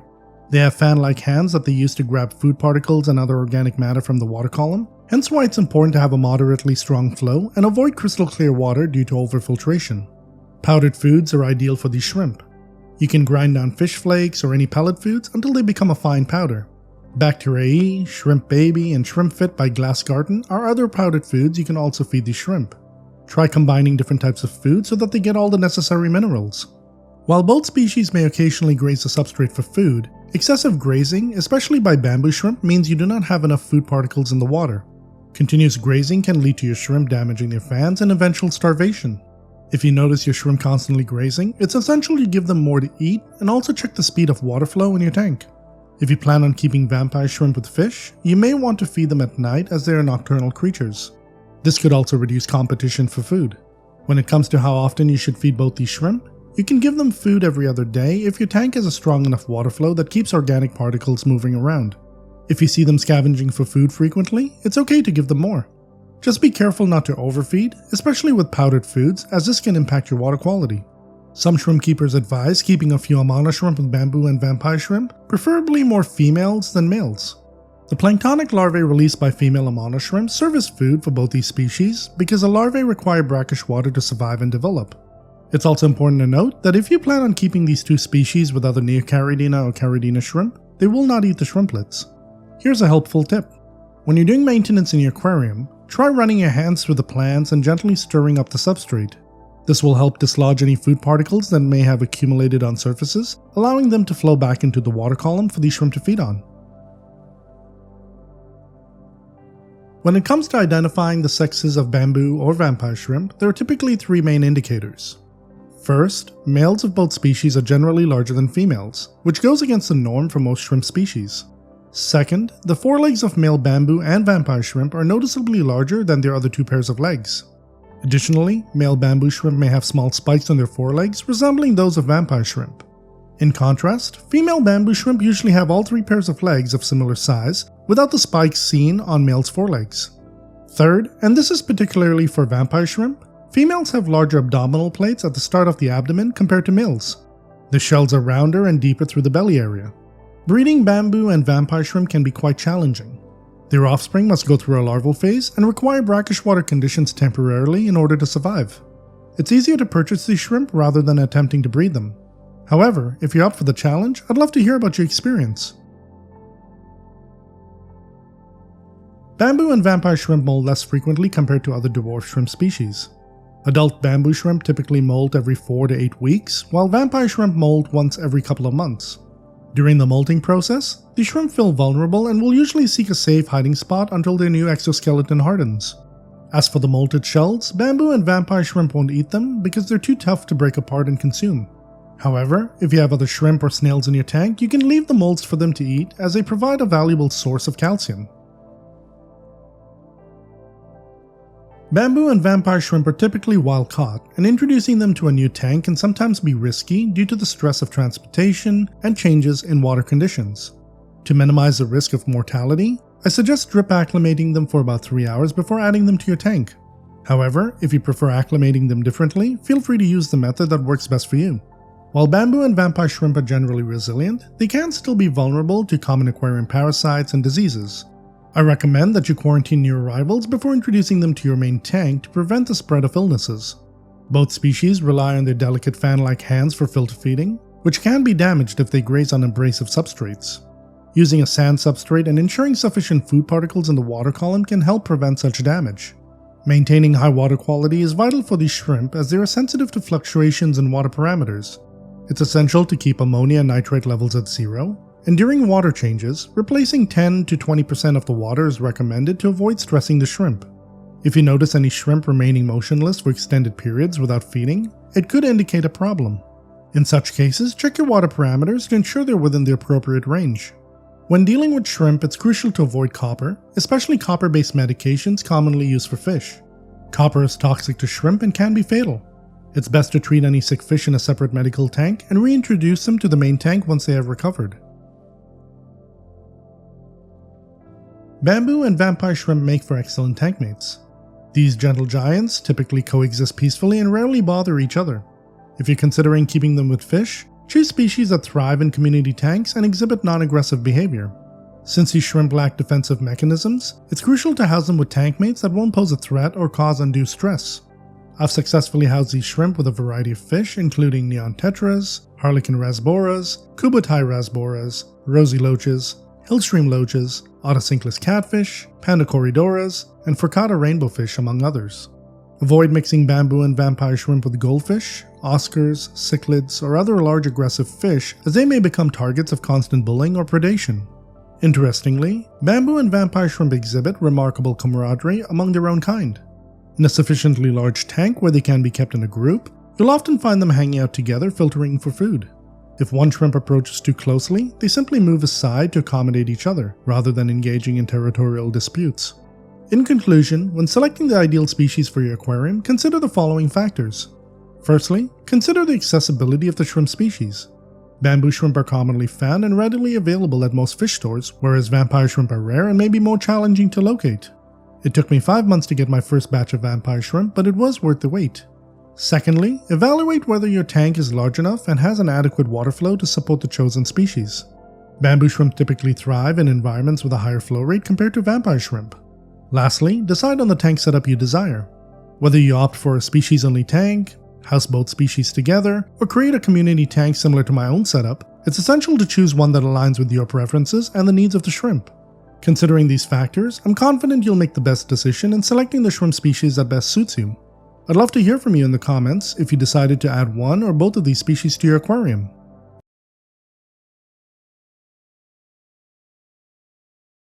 Most aquarists who get into filter feeding shrimp start with bamboo shrimp. They're hard to miss as they're fairly large, striking, and endlessly fascinating to watch as they use their fan-like appendages in the current. What you may not know is that there's another filter feeder that doesn't get nearly as much attention.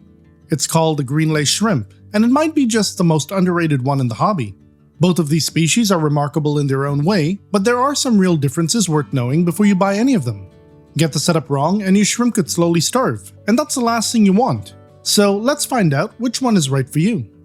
Green-lace shrimp and bamboo shrimp come from overlapping parts of the world, but their specific habitats tell you a lot about how to care for them. The green-lace shrimp, scientifically known as Atioida pilipes, is native to fast-flowing freshwater streams and rivers across the Indo-Pacific, spanning from Vanuatu westward through Indonesia, the Philippines, New Guinea, and nearby tropical regions. In the wild, the water current carries a constant supply of suspended particles that the shrimp rely on for feeding. Those habitats tend to be rocky, with plenty of wood and natural cover giving the shrimp surfaces to grip onto and position themselves in the flow to filter feed throughout the day. The bamboo shrimp, scientifically known as Etiopsis moluccensis, is native to Southeast Asia and can be found across Indonesia, Sri Lanka, Malaysia, Thailand, and Japan.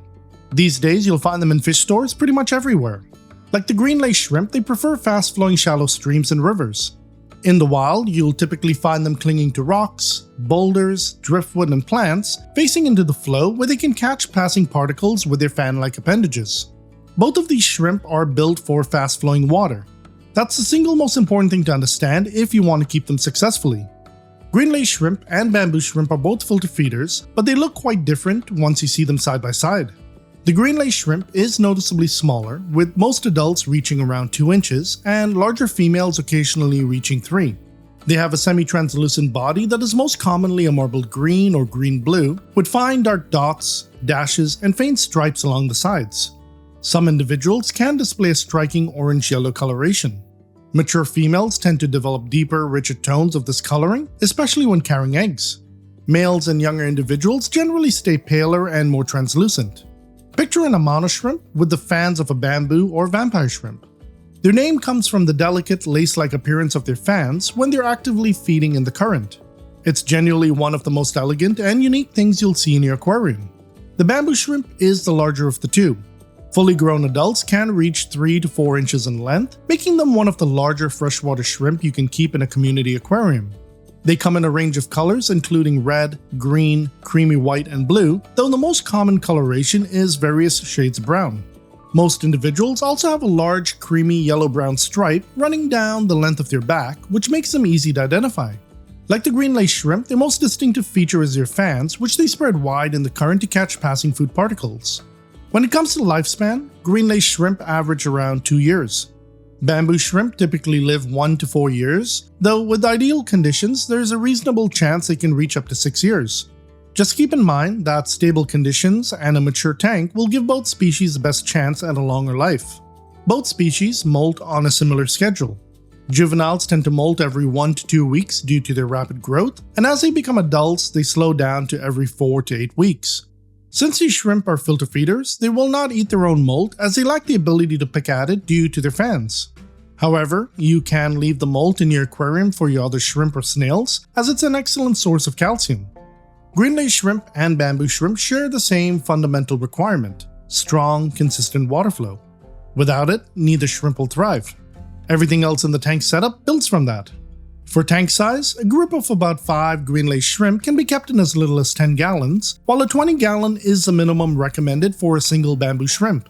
That said, for both species, the bigger the tank the better, because more water volume means more stability and more food particles in the water column. Currently, in my 55-gallon aquarium, I keep 8 bamboo shrimp and 10 green-lace shrimp. Flow is non-negotiable for both species. In my aquarium, I run an Sulawesi Biomaster 250 canister filter along with a Hygger wave maker that's pointed directly at the shrimp. That ensures a constant, steady flow that the shrimp can perch in and filter feed from. It also keeps the water well oxygenated.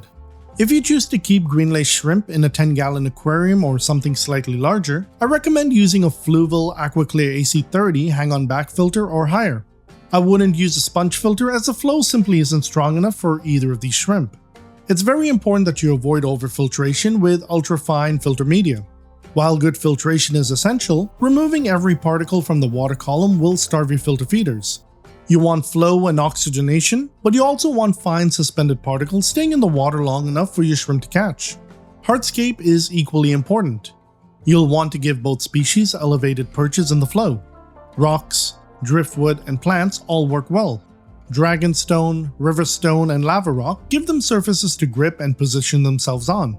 The goal is to create natural-looking structures at different heights so your shrimp can find the current and filter feed throughout the day. In my aquarium, my shrimp tend to perch on the driftwood, or sometimes they'll grab onto the jungle vallisneria when they want to move in a little closer to the filter or wave maker. Substrate is straightforward. An inert substrate works perfectly for both species. Fine gravel or sand both work, and dark substrate will make either shrimp stand out more. I would avoid larger gravel that has sharp edges, as these shrimp can damage their fans if they go digging around for food. I currently use Carib Sea Supernatural Sunset Gold, which is a natural fine and smooth sand. Plants like Java Fern, Anubias, and Jungle Vallisneria are great additions. They don't need to be heavily planted, but having some coverage gives both species somewhere to retreat during and after molting, and the plants themselves make excellent perches. Floating plants like redroot floaters or frogbit help diffuse harsh lighting and reduce stress, but keep in mind that if the surface of your water has a lot of agitation, they will not thrive as they prefer very little to no movement at all. A lid is a good idea for both species. These shrimp can climb out of tanks in search of a better perch. A secure lid keeps them safe, as both species are also fairly expensive, and the last thing you'll want is to lose any of them. When it comes to water parameters, green lace and bamboo shrimp are both tropical and have fairly similar requirements. Green lace shrimp do best in a temperature of 71 to 79 degrees Fahrenheit or 22 to 26 degrees Celsius, a pH of 6.5 to 7.5, a GH of 5 to 15, KH of 3 to 10, and a TDS of 100 to 400 ppm.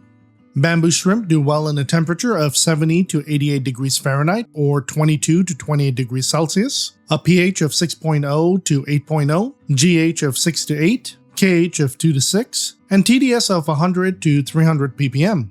For both species, keeping the temperature steady at around 75 to 77 degrees Fahrenheit or 24 to 25 degrees Celsius is a sweet spot.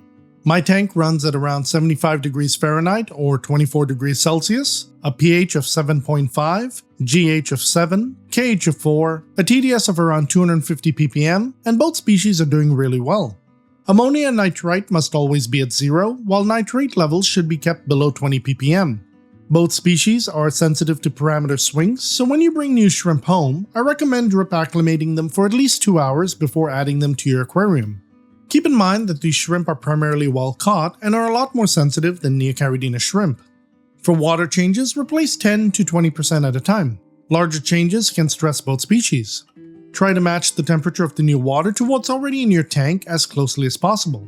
If you have space, you can even keep a reservoir of dechlorinated water that closely matches your tank's parameters. This helps make water changes easier and not stressful at all for your shrimp. Green lace shrimp and bamboo shrimp are both peaceful, non-aggressive shrimp, but there are some interesting differences in how they behave day to day. Green lace shrimp spend the majority of their time perched in the flow, fans spread wide, filtering whatever passes through. That said, you'll find them occasionally foraging through the substrate, more so than bamboo shrimp who tend to stay perched in the current. Don't be concerned if you see them in the lower sections of the tank either. Due to their smaller size, they like to stay close to areas where they can quickly dart for shelter if needed. They prefer having hardscape and plants nearby for exactly that reason.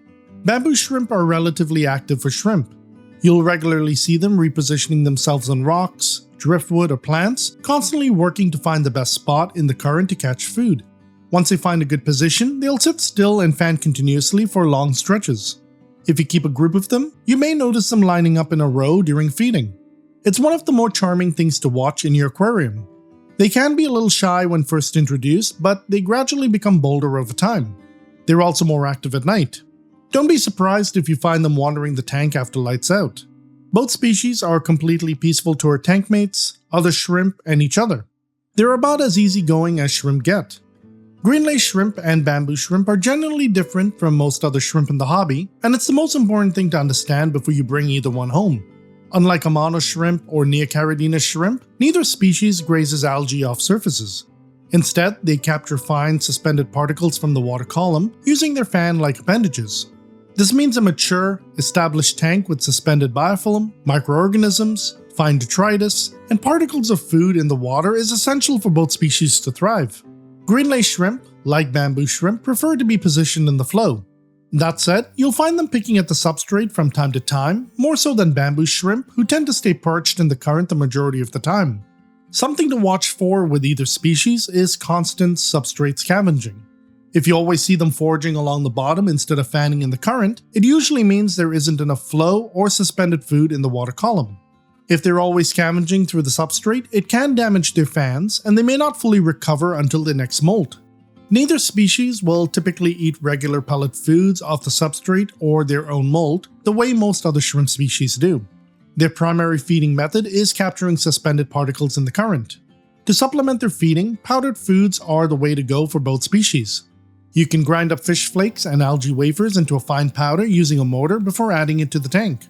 Powdered foods like Bacteriae, Shrimp Baby, Shrimp Fit, and frozen baby brine shrimp also work just as well. I also use a range of foods from my own collection. For staple foods that can be fed once or multiple times a week, I use Fuse, a carefully balanced fusion of land and sea ingredients, combining proteins like salmon, krill, and shrimp with algae, yeast, and essential vitamins.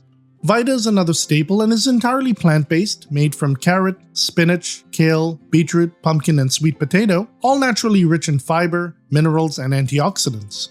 For complementary foods that work well as weekly additions or occasional treats, I give them Buzz, which is pure natural bee pollen, and Alga, which is pure organic spirulina. Both are packed with protein, amino acids, vitamins, minerals, and antioxidants. If you'd like to try any of these foods, pick up an individual bag or grab one of the various packs. Use promo code FOREVER10 for 10% off.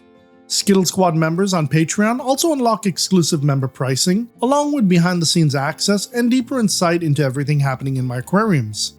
You'll find links in the description and pinned comment below.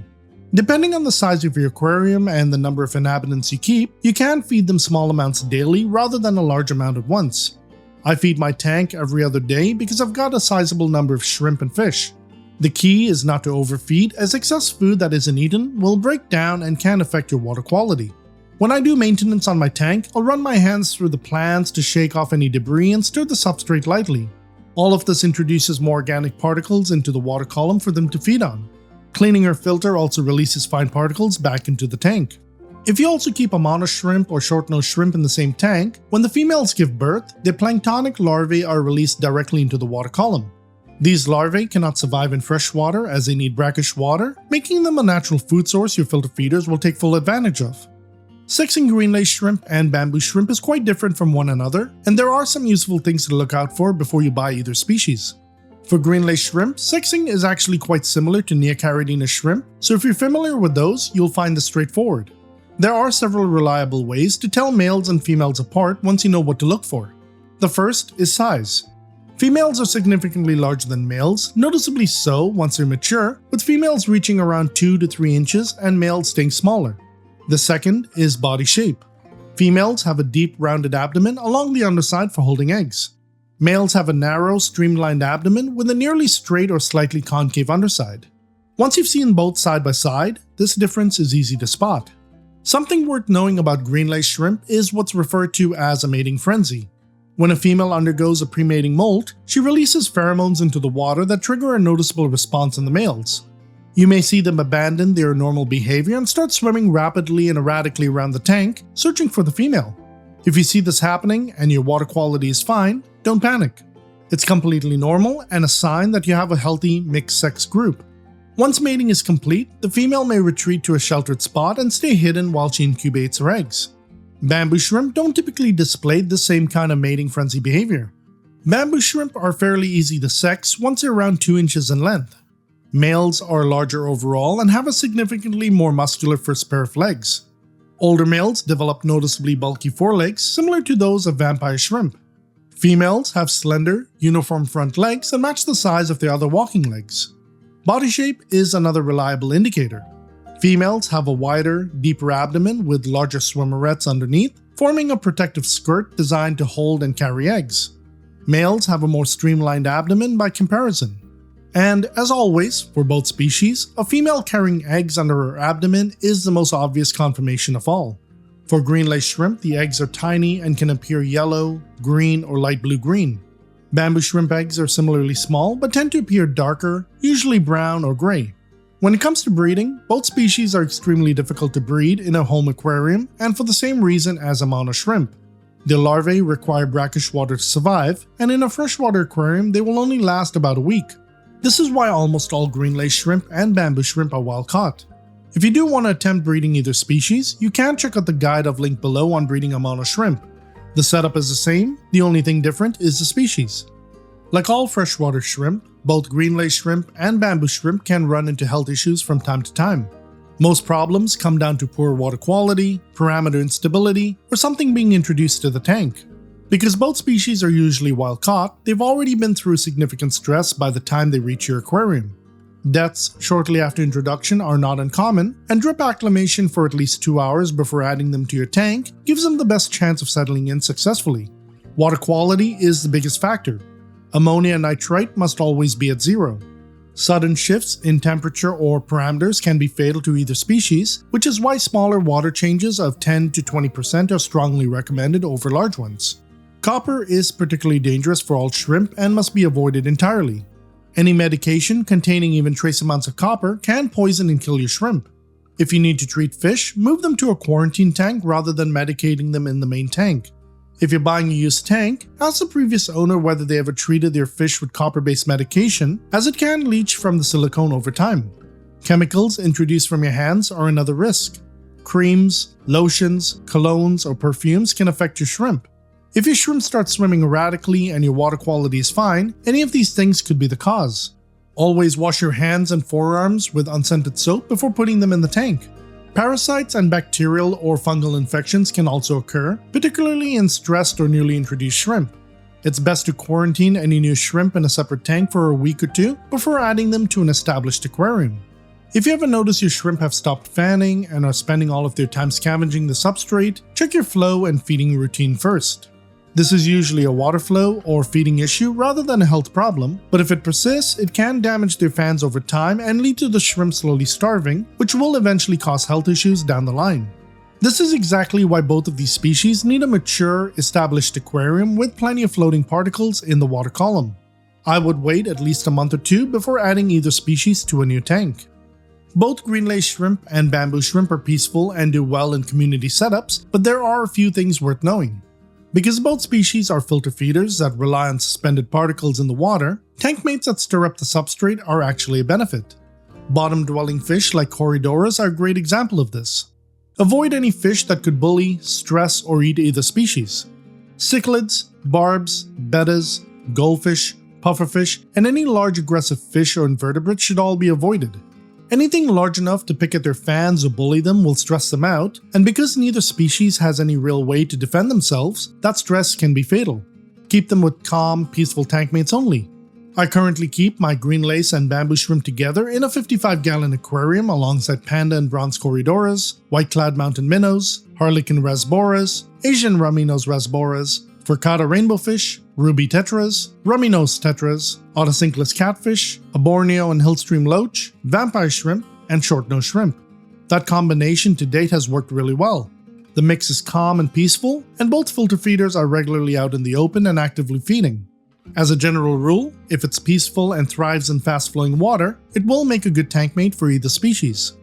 So, which one is right for you? If you want a striking, large, show-stopping filter feeder that will absolutely stand out in your aquarium, the bamboo shrimp is your shrimp.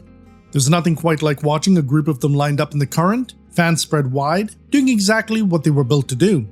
If you want something a little more unique and just as fascinating to watch, the green-lace shrimp deserves a spot in your aquarium. All you need is a 10-gallon with a good flow, and once you see those delicate fans spread open in the current, you'll understand why. And if your tank is big enough and the flow is right, keep both. They'll share the current peacefully and give you one of the most interesting displays you could ever ask for. Let me know in the comments which one you're going with, or if you're planning to get both.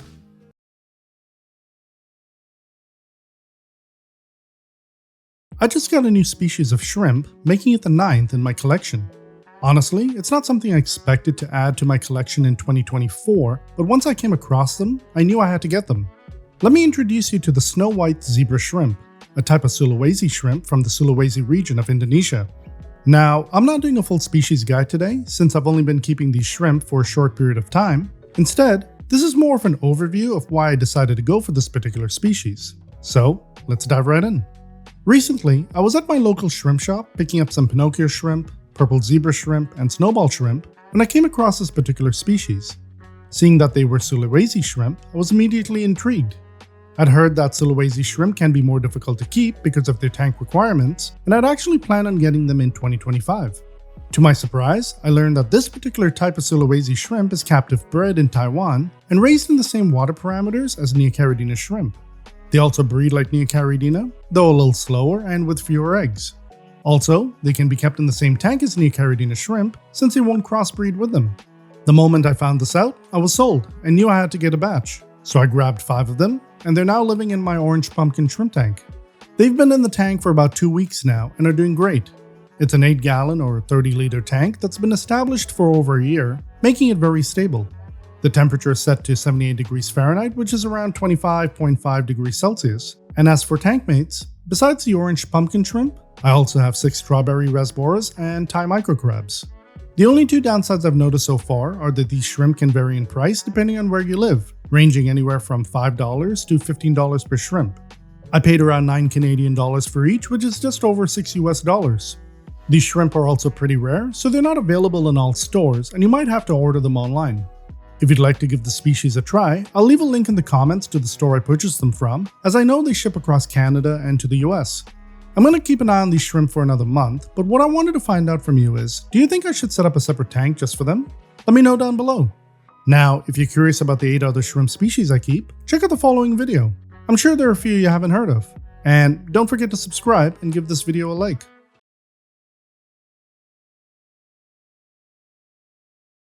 What do Neocaridina shrimp, Amano shrimp, and bamboo shrimp have in common? They're all relatively simple to care for if provided the right conditions. In this video, we'll explore what's easy and what can be challenging about keeping these 3 shrimp species, along with 5 others I currently keep. We'll also rate them on a scale of 1 to 5, 1 being easy and 5 challenging, based on how straightforward their overall care is. Let's dive right in. The first species we'll look at are Neocaridina shrimp, such as red cherry shrimp, orange pumpkin shrimp, and blue dream shrimp, to name a few. Neocaridina shrimp are extremely popular and a favorite among both beginners and experienced aquarists thanks to their vibrant colors. What makes Neocaridina shrimp relatively simple to keep is their ability to thrive in a wide range of water parameters. They can tolerate a broad pH range from about 6.5 to 8.0 and temperatures from 65 to 84 degrees Fahrenheit, which is around 18 to 29 degrees Celsius. This flexibility makes them less sensitive to fluctuations, which is ideal for beginners. Neocaridina shrimp are generally hardy and can adapt well to different environments. They have a higher tolerance for less than ideal conditions compared to more sensitive species like Sulawesi shrimp. This means they can survive minor mistakes in water quality management. Feeding Neocaridina shrimp is straightforward. As omnivores and scavengers, they're not picky eaters and will readily accept a variety of foods, including shrimp pellets, algae wafers, blanched vegetables, decaying organic matter like biofilm, and algae that naturally grow in the tank. Neocaridina shrimp do not require complex tank setups. A basic planted tank with some moss, driftwood, and hiding places is usually sufficient. They can thrive in tanks as small as 5 gallons, although more space is always better. I currently have 6 tanks of Neocaridinas, ranging from 5 gallons all the way up to 20-gallon longs. Breeding Neocaridina shrimp is also quite easy. Given the right conditions, a small group of shrimp can quickly turn into a thriving colony of 100 or more. This is often one of the most rewarding aspects of the hobby. These shrimp are also very peaceful and get along well with a wide range of tank mates, including other shrimp and small, non-aggressive fish. This makes them a versatile addition to most community tanks. My Neocaridina shrimp are kept with a range of tank mates from Thai microcrabs and scarlet batis to abetta, guppies, and more. However, despite their ease of care, there are some challenges to consider. Neocaridina shrimp are sensitive to ammonia and nitrite, especially during spikes. New tank setups or poorly maintained aquariums can lead to dangerous levels of these toxins, causing stress, illness, or even death. While they tolerate a range of parameters, consistent water quality is crucial. Sudden fluctuations in pH, temperature, or hardness can cause stress and lead to potential health issues or even death. Shrimp thrive on stability, so the less you tamper with their environment, the better. Due to their prolific breeding, Neocaridina shrimp can quickly overpopulate a tank if there are no natural predators to control their numbers. Even with their low bioload, overpopulation can lead to increased waste, which can strain water quality. Regular tank maintenance and adequate filtration are essential to manage this. Lastly, like all shrimp, Neocaridinas are very sensitive to copper, which is often found in medications used to treat fish. Even trace amounts can be lethal to shrimp. If you need to treat a sick fish, it's best to use a separate hospital tank and avoid introducing copper into the shrimp's environment. I've been keeping Neocaridina shrimp for years and have several tanks filled with these vibrant little creatures. In my experience, they're hardy, incredibly easy to care for, and prolific breeders. On a scale of 1 to 5 in terms of overall care, they get a 1. For our second species, we have the Amano shrimp, another popular choice among shrimp keepers due to their excellent cleaning ability. What makes Amano shrimp relatively simple to keep is their hardiness. These shrimp are known for their resilience and can adapt to various water parameters, tolerating a pH range of 6.0 to 7.5 and temperatures from 64 to 80 degrees Fahrenheit, which is around 17.5 to 27.5 degrees Celsius. This adaptability makes them less prone to stress from minor fluctuations in water parameters. Amano shrimp are exceptional algae eaters, known for consuming most types of algae, including the dreaded blackbeard algae. They're often kept in tanks specifically for their cleaning abilities, which helps keep tanks algae-free and reduces the need for maintenance. They're not picky eaters and are incredibly flexible with their diet. In addition to algae, they consume leftover fish food, blanched vegetables, shrimp food, and organic matter in the tank. Their varied diet allows them to thrive on different types of food, making feeding easy. Amano shrimp also do not require complex tank setups. A simple planted tank with moss, driftwood, and hiding places is usually enough. They thrive in tanks as small as 10 gallons, although more space is always better. I currently keep my Amanos in a 20-gallon long tank with dragonstone, Limnophila sessiliflora stem plants, and redroot floaters. These shrimp are very active, generally peaceful, and get along well with a wide range of tank mates, including other shrimp and small non-aggressive fish. This makes them a versatile addition to most community tanks. My Amanos are kept with red cherry shrimp, neon tetras, and pom-pom crabs, which are always hidden. However, there are some challenges to keeping Amano shrimp.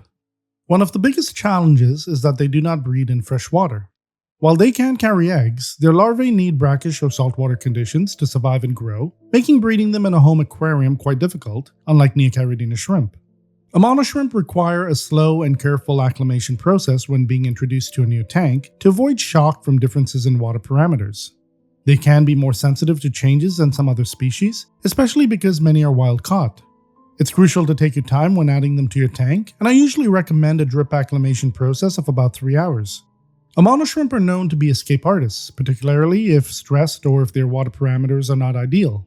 Make sure your tank is well covered, with any gaps sealed, to prevent them from jumping or climbing out. Lastly, while they are hardy, Amano shrimp are still sensitive to ammonia, nitrites, and heavy metals like copper. Maintaining good water quality with stable parameters is essential. They thrive best in mature tanks with stable conditions and plenty of biofilm or natural algae to graze on. If you need to treat your fish with copper-based medications, use a separate tank to avoid exposing your Amanos to these substances. Like Neocaridina shrimp, I've been keeping Amanos for several years. Earlier this year, I even set up a 20-gallon long tank dedicated just to them. In my experience, they're extremely hardy and relatively easy to care for, but they do require a more careful acclimation process, a slightly larger tank with a lid, and plenty of edible matter as they are very active eaters. On a scale of 1 to 5, they get a 2. The third species on our list is the fascinating and unique bamboo shrimp. What makes bamboo shrimp relatively simple to keep is their peaceful nature. These non-aggressive creatures are great additions to community tanks with other non-aggressive species. They won't bother fish or other shrimp, and in my experience, I've never seen them act aggressively towards each other.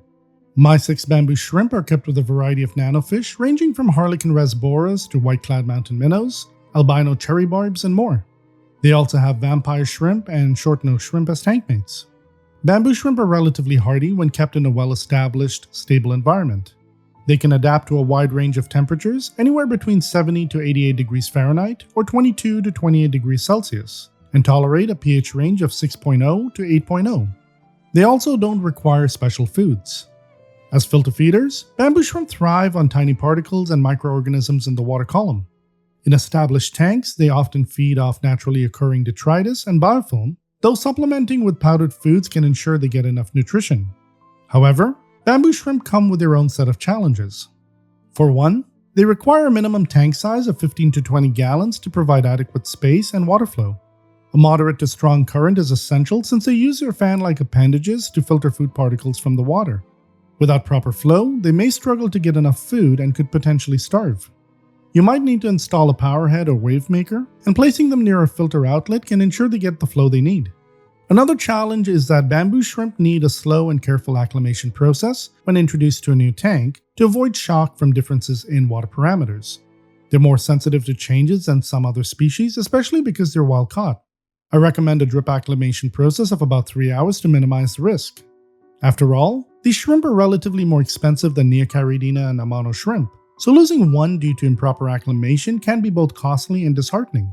Feeding bamboo shrimp is arguably the biggest challenge. Since they are filter feeders, meeting their dietary needs can be trickier compared to shrimp that eat algae or pellets. They require fine particulate foods like powdered food, which must be suspended in the water column. Bamboo shrimp tend to stay in one place most of the time, so it's important that their food comes to them. In my 55-gallon tank, I use a spray bar from my canister filter and a wave maker to ensure food particles are constantly pushed towards these shrimp. Despite their hardiness, bamboo shrimp are sensitive to water quality. They need high-quality, oxygen-rich water with no ammonia, nitrite, or heavy metals like copper. Their water should also contain floating particles for them to feed on. Finding a balance between keeping the water clean and ensuring enough food is suspended in the water column is key. Regular water changes and good filtration are crucial to maintaining stable conditions. Towards the end of 2023, I set up a 55-gallon tank for 6 bamboo shrimp. Before that, I had one in a 15-gallon tank with low water flow and 2 in a 20-gallon long tank with moderate flow. Ever since moving them into the larger tank, I've found that the bigger the tank, the better it is for them. More water means more floating particles for them to feed on, and they love the high current from the wave maker, which allows them to stand in one spot all day, feeding on whatever floats by. I also had to accept that this tank won't be as crystal clear as the others, but that's okay, because caring for these shrimp comes first. Based on the tank setup, a more careful acclimation process, and the effort to keep them well fed, I would rate bamboo shrimp a 4 out of 5 in terms of overall care. The fourth species we're going to look at is one with a name that often sounds misleadingly aggressive, but nothing could be further from the truth. Yes, I'm talking about the gentle giants of the aquarium, vampire shrimp. The simplicity of keeping vampire shrimp comes from their peaceful nature. These shrimp are non-aggressive, making them ideal for a community tank. They won't bother fish or other tank inhabitants and generally prefer to stay hidden in low-light areas, avoiding conflict altogether. My 11 vampire shrimp are kept with bamboo shrimp, short-nosed shrimp, hillstream and Borneo loaches, furcata rainbowfish, and green neon rasboras, to name a few. Vampire shrimp are relatively hardy once acclimated to a mature tank and can adapt to a variety of water parameters. They tolerate temperatures ranging from 75 to 84 degrees Fahrenheit, which is around 24 to 29 degrees Celsius, and a pH of 6.5 to 7.5, which fits well with most freshwater community tanks. Their ability to adjust to different water parameters makes them easier to keep than some other more delicate shrimp species. Like bamboo shrimp, vampire shrimp are filter feeders, using their specialized fan-like appendages to collect tiny food particles from the water column. They feed on fine foods like powdered fish food, crushed flakes, or shrimp-specific powdered foods. As long as the tank has sufficient water flow and a good supply of suspended food, vampire shrimp will generally find enough to eat. Unlike bamboo shrimp, these shrimp tend to scavenge the substrate more often, seeking leftover food and any edible matter they can consume. Vampire shrimp also come with their own set of challenges similar to those of bamboo shrimp. For one, they require a tank size of at least 20 gallons to provide adequate space and water flow. While you could get away with a 15-gallon tank, keep in mind that vampire shrimp can grow up to 4 to 6 inches over several years, so the bigger the tank, the better. They also need areas with moderate to strong water flow for proper feeding. If the tank doesn't have enough flow, they might struggle to get sufficient nutrition, which could affect their health. Additionally, these shrimp are extremely shy and need hiding spots like caves or crevices, especially during molting periods, to feel safe. Vampire shrimp are known for their slow growth rate, taking over 2 years to reach their full size.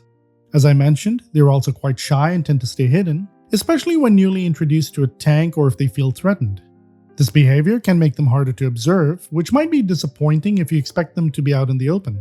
When I first placed 5 vampire shrimp in my 55-gallon tank, 3 of them stayed hidden for so long that I thought they had died. Over a period of 3 months, they slowly became more confident, venturing out while still staying close to their shelters. Another challenge is their sensitivity to acclimation. Like Amano and bamboo shrimp, vampire shrimp are wild caught and need a slow and careful acclimation process when introduced to a new tank to avoid shock from water parameter differences.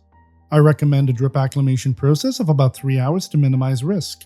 Given that vampire shrimp are even more expensive than bamboo shrimp, losing one due to improper acclimation can be devastating. As filter feeders, vampire shrimp depend on food particles suspended in the water, making it tricky to ensure they get enough to eat in some tank setups. In less established tanks or those with fewer particulates, you may need to supplement their diet with powdered foods. However, finding the right balance is essential to prevent water quality issues from overfeeding. Although they're hardy, vampire shrimp are still sensitive to poor water quality. They require excellent filtration and stable water parameters with no ammonia or nitrite. Copper is especially harmful to them, so any copper-based medications should be used in a separate hospital tank if you need to treat any sick fish. Sudden fluctuations in water parameters can also cause stress, so consistency is key. Since late 2023, I've been keeping vampire shrimp in the same tank as my bamboo shrimp. Despite their shy and nocturnal nature, I find vampire shrimp more resourceful when it comes to food. I often see them wandering the tank at night, searching for edible matter while also fanning the water for particulates. Even though they're on the larger side, I find vampire shrimp a bit easier to care for than bamboo shrimp. In terms of overall care, I would rate them a 3 out of 5. The fifth species on our list is the short-nosed shrimp, which resembles a ghost shrimp in appearance but behaves more like an Amano shrimp. What makes short-nosed shrimp relatively simple to care for is their adaptability to various water parameters. They can tolerate temperatures ranging from 68 to 82 degrees Fahrenheit, which is around 20 to 28 degrees Celsius, and a pH between 6.8 and 8.0. This flexibility makes them easier to keep compared to more specialized shrimp species that require specific conditions. Short-nosed shrimp don't need complex tank setups. A simple planted tank with moss, driftwood, and hiding places is usually sufficient. They can thrive in tanks as small as 10 gallons, although more space is always beneficial.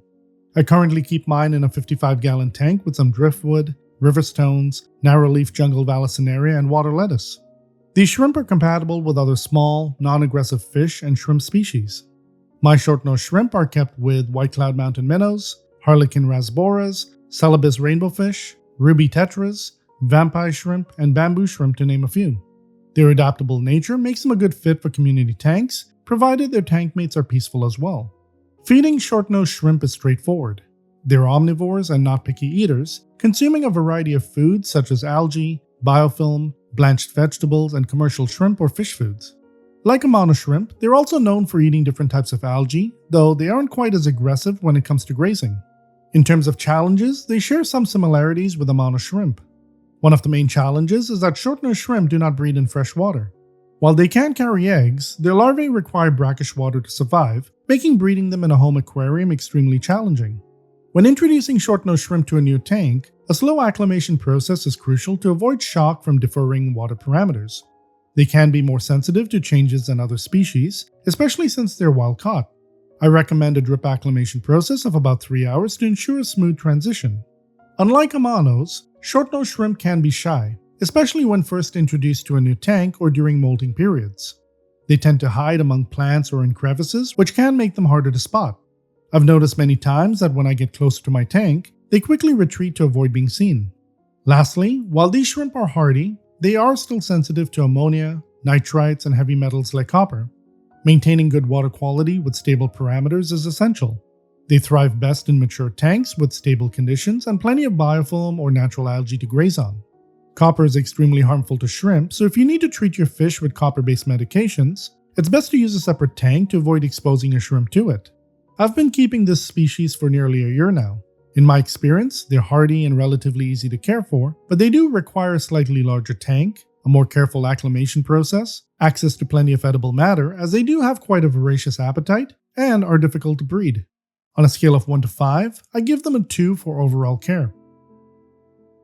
The sixth species we're going to look at is the gold nebulous shrimp, a relatively new and captivating species in the shrimp keeping hobby.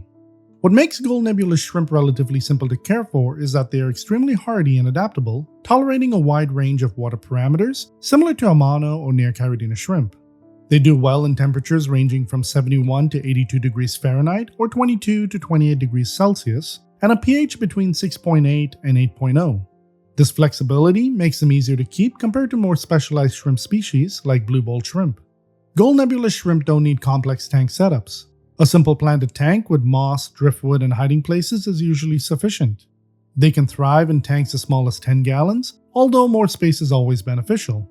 I currently keep mine in a 20-gallon long aquarium that's heavily planted with various stem and epiphyte plants, driftwood, and duckweed. These shrimp are peaceful and can live harmoniously with other non-aggressive tank mates. My gold nebulous shrimp are kept with guppies, endlers, coolie loaches, celestial pearl danios, Chilean dwarf rasboras, a honey gourami, Beckford's pencilfish, and red cherry shrimp. Their adaptable nature makes them a good addition to a community tank. Like many dwarf shrimp, gold nebulous shrimp are omnivores and have a straightforward diet. They feed on biofilm, algae, and detritus in the tank, with their diet easily supplemented with fish flakes, high-quality shrimp foods, blanched vegetables, and occasional protein-rich treats like bloodworms or baby brine shrimp. Their willingness to consume a variety of foods makes feeding them relatively easy. Caring for gold nebulous shrimp comes with their own set of challenges. Like Amano shrimp, one of the biggest challenges is that these shrimp do not breed in fresh water. While they can carry eggs, their larvae need brackish or saltwater conditions to survive and grow, making breeding them in a home aquarium quite difficult. Gold nebulous shrimp, like all other wild-caught shrimp, require a slow and careful acclimation process when being introduced to a new tank to avoid shock from differences in water parameters. It's crucial to take your time when adding them to your tank because of how sensitive they are to sudden changes. I usually recommend a drip acclimation process of about 3 hours. While they're hardy, gold nebulous shrimp are still sensitive to ammonia, nitrites, and heavy metals like copper. Maintaining good water quality with stable parameters is essential. They thrive best in mature tanks with stable conditions and plenty of biofilm to graze on. If you need to treat your fish with copper-based medications, use a separate tank to avoid exposing your gold nebulous shrimp to these substances. Unlike Neocaridina, Amano, and bamboo shrimp, which are popular in the aquarium hobby, with a wealth of information available online, gold nebulous shrimp are a relatively new species that aren't readily available in all stores. With limited resources online, it can be challenging to learn everything about them, making hands-on experience essential for truly understanding this fascinating species.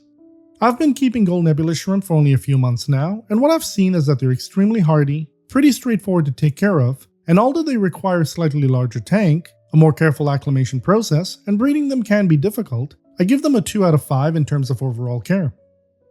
The 7 species on our list are Babalti shrimp, also known as Indian zebra shrimp or green Babalti shrimp, a unique and fascinating species that are gaining popularity in the aquarium hobby due to their vibrant colors and hardy nature. What makes keeping Babalti shrimp simple is that they're hardy and adaptable like Neocaridina shrimp. Babalti shrimp are known for their resilience and ability to adapt to a wide range of water parameters, making them one of the easier species for beginners to keep. They can tolerate pH levels from 6.2 to 8.0 and temperatures between 75 to 82 degrees Fahrenheit, which is around 24 to 28 degrees Celsius. This adaptability means they can thrive in various setups, including those designed for other dwarf shrimp species, without needing much special care. These shrimp are not picky eaters. In fact, they have a very simple diet. As omnivores and scavengers, they will happily feed on algae, biofilm, detritus, and leftover fish food. Their diet can also be supplemented with high-quality shrimp foods, blanched vegetables, and frozen foods. Babalti shrimp do not require complex tank setups, but they do require a well-established tank. A basic planted tank with some moss, driftwood, and hiding places is usually sufficient. They can thrive in tanks as small as 5 gallons, although larger tanks are always better. My Babalti shrimp are kept in an 8-gallon tank with lava rock, Limnophila sessiliflora stem plants, and water lettuce. Breeding Babalti shrimp is also quite easy. Given stable water parameters and a well-maintained environment, these shrimp can grow a large colony, although they're slower to reproduce than Neocaridina shrimp. This slower growth can be rewarding for hobbyists who prefer a more controlled population. Babalti shrimp are also very peaceful and get along well with a wide range of tank mates, including other shrimp and small, non-aggressive fish. This makes them a versatile addition to most community tanks. I currently keep mine with orange pumpkin shrimp and Thai microcrabs. However, despite their ease of care, there are some challenges to consider. Babalti shrimp tend to be fragile when imported and are more susceptible to stress than other shrimp species. Despite their hardy nature, I noticed that a few died within the first few weeks after adding them to my shrimp tank that had been running for almost a year with a thriving Neocaridina population. If they can survive the first few weeks in a mature tank, maintaining them becomes as simple as keeping Neocaridina shrimp. While they tolerate a range of parameters, consistent water quality is crucial. Sudden fluctuations in pH, temperature, or hardness can cause stress and lead to potential health issues or even death. Shrimp thrive on stability, so the less you tamper with their environment, the better. Like all dwarf shrimp, Babalti shrimp are sensitive to ammonia and nitrite, especially during spikes. New tank setups or poorly maintained aquariums can lead to dangerous levels of these toxins, causing stress, illness, or even death. They're also very sensitive to copper, which is often found in medications used to treat fish. Even trace amounts can be deadly. If you need to treat a sick fish, it's best to use a separate hospital tank and avoid introducing copper into the shrimp's environment. In my experience, if these shrimp were not so fragile, I would give them a 1 for overall care. However, because of how easily stressed they can become when imported, I have to give them a 2 out of 5. The 8th and final species on our list is the purple zebra shrimp, a rare and distinctive species admired for their size and deep purple stripes, making them a sought-after choice among shrimp keepers looking for a bit of a challenge. What makes purple zebra shrimp relatively simple to care for is that, like the other species I mentioned, they are adaptable and tolerant of a range of water parameters. They can thrive in pH levels between 6.5 and 7.5 and temperatures around 71 to 82 degrees Fahrenheit, which is around 22 to 28 degrees Celsius. Purple zebra shrimp are not highly demanding in terms of food. As omnivores, they're relatively easy to feed. They will scavenge for leftover food, graze on algae, and consume biofilm in the tank. Additionally, they accept a variety of foods, including high-quality shrimp foods, blanched vegetables, and powdered foods that promote good health. Their diet is not as specialized as some species, making feeding them more straightforward. Purple zebra shrimp do not require complex tank setups, but they do need a well-established environment. I currently keep mine in a 5-gallon tank with cereus stone, various epiphyte plants, and driftwood. Since these shrimp are smaller than Neocaridina shrimp, they can thrive in tanks as small as 5 gallons, although slightly larger tanks are better for larger colonies. These shrimp also require a bit of aquarium salt added to their tank. I usually mix in about a teaspoon of salt during water changes. However, there are several challenges associated with keeping these shrimp. They are known to thrive in both freshwater and brackish water. One of the biggest challenges is that because these shrimp are wild caught, there's no way of knowing which type of water they came from. When added to a freshwater tank, there is a possibility they may not survive beyond the first few weeks if they originated from brackish water, as they might struggle to adjust to their new environment. The addition of aquarium salt limits your choice of tank mates, as most fish do not tolerate a constant amount of salt, and those that do could potentially eat these shrimp, which are only about a ½ inch in size. When it comes to other shrimp as tank mates, you're mostly limited to Pinocchio shrimp, which are also known to thrive in brackish setups. I currently keep my purple zebra shrimp with Pinocchio shrimp, a new species I recently added to my collection that I'm excited to explore and learn more about. Purple zebra shrimp are very shy, hiding a lot and tending to be more outgoing in larger groups. I noticed this with my batch when I added 8 of them to my tank. They hid constantly. It was only after adding 9 additional Pinocchio shrimp that I saw them coming out into the open. Because purple zebra shrimp are rare in the aquarium hobby, there is less general knowledge and fewer resources available on their specific care needs. Depending on your location, their rarity also means they can be expensive and hard to find, making it challenging to replace any lost shrimp. Additionally, their breeding behavior is not well documented, adding another layer of difficulty if you're hoping to breed them in captivity. Current research suggests their breeding behavior is similar to that of Amano shrimp. Lastly, like all shrimp, purple zebra shrimp are sensitive to ammonia and nitrite, especially during spikes. New tank setups or poorly maintained aquariums can lead to dangerous levels of these toxins, causing stress, illness, or even death. They're also very sensitive to copper, with even trace amounts being lethal. In my experience, purple zebra shrimp are considered moderately to highly difficult to care for, mainly due to the type of water they may require. Given their rarity and the limited knowledge available, they're definitely not ideal for beginners and are more suited for experienced aquarists. On a scale of 1 to 5 in terms of overall care, this species receives a 5. Tell me, based on the species you keep, do you agree with the ratings I provided? Let me know down below. If you enjoyed learning about these 8 species, why not check out this video on 20 shrimp-safe tank mates? And don't forget to subscribe for more upcoming content. I'm Andy, thank you so much for watching, and I hope I made shrimp keeping a little easier for you.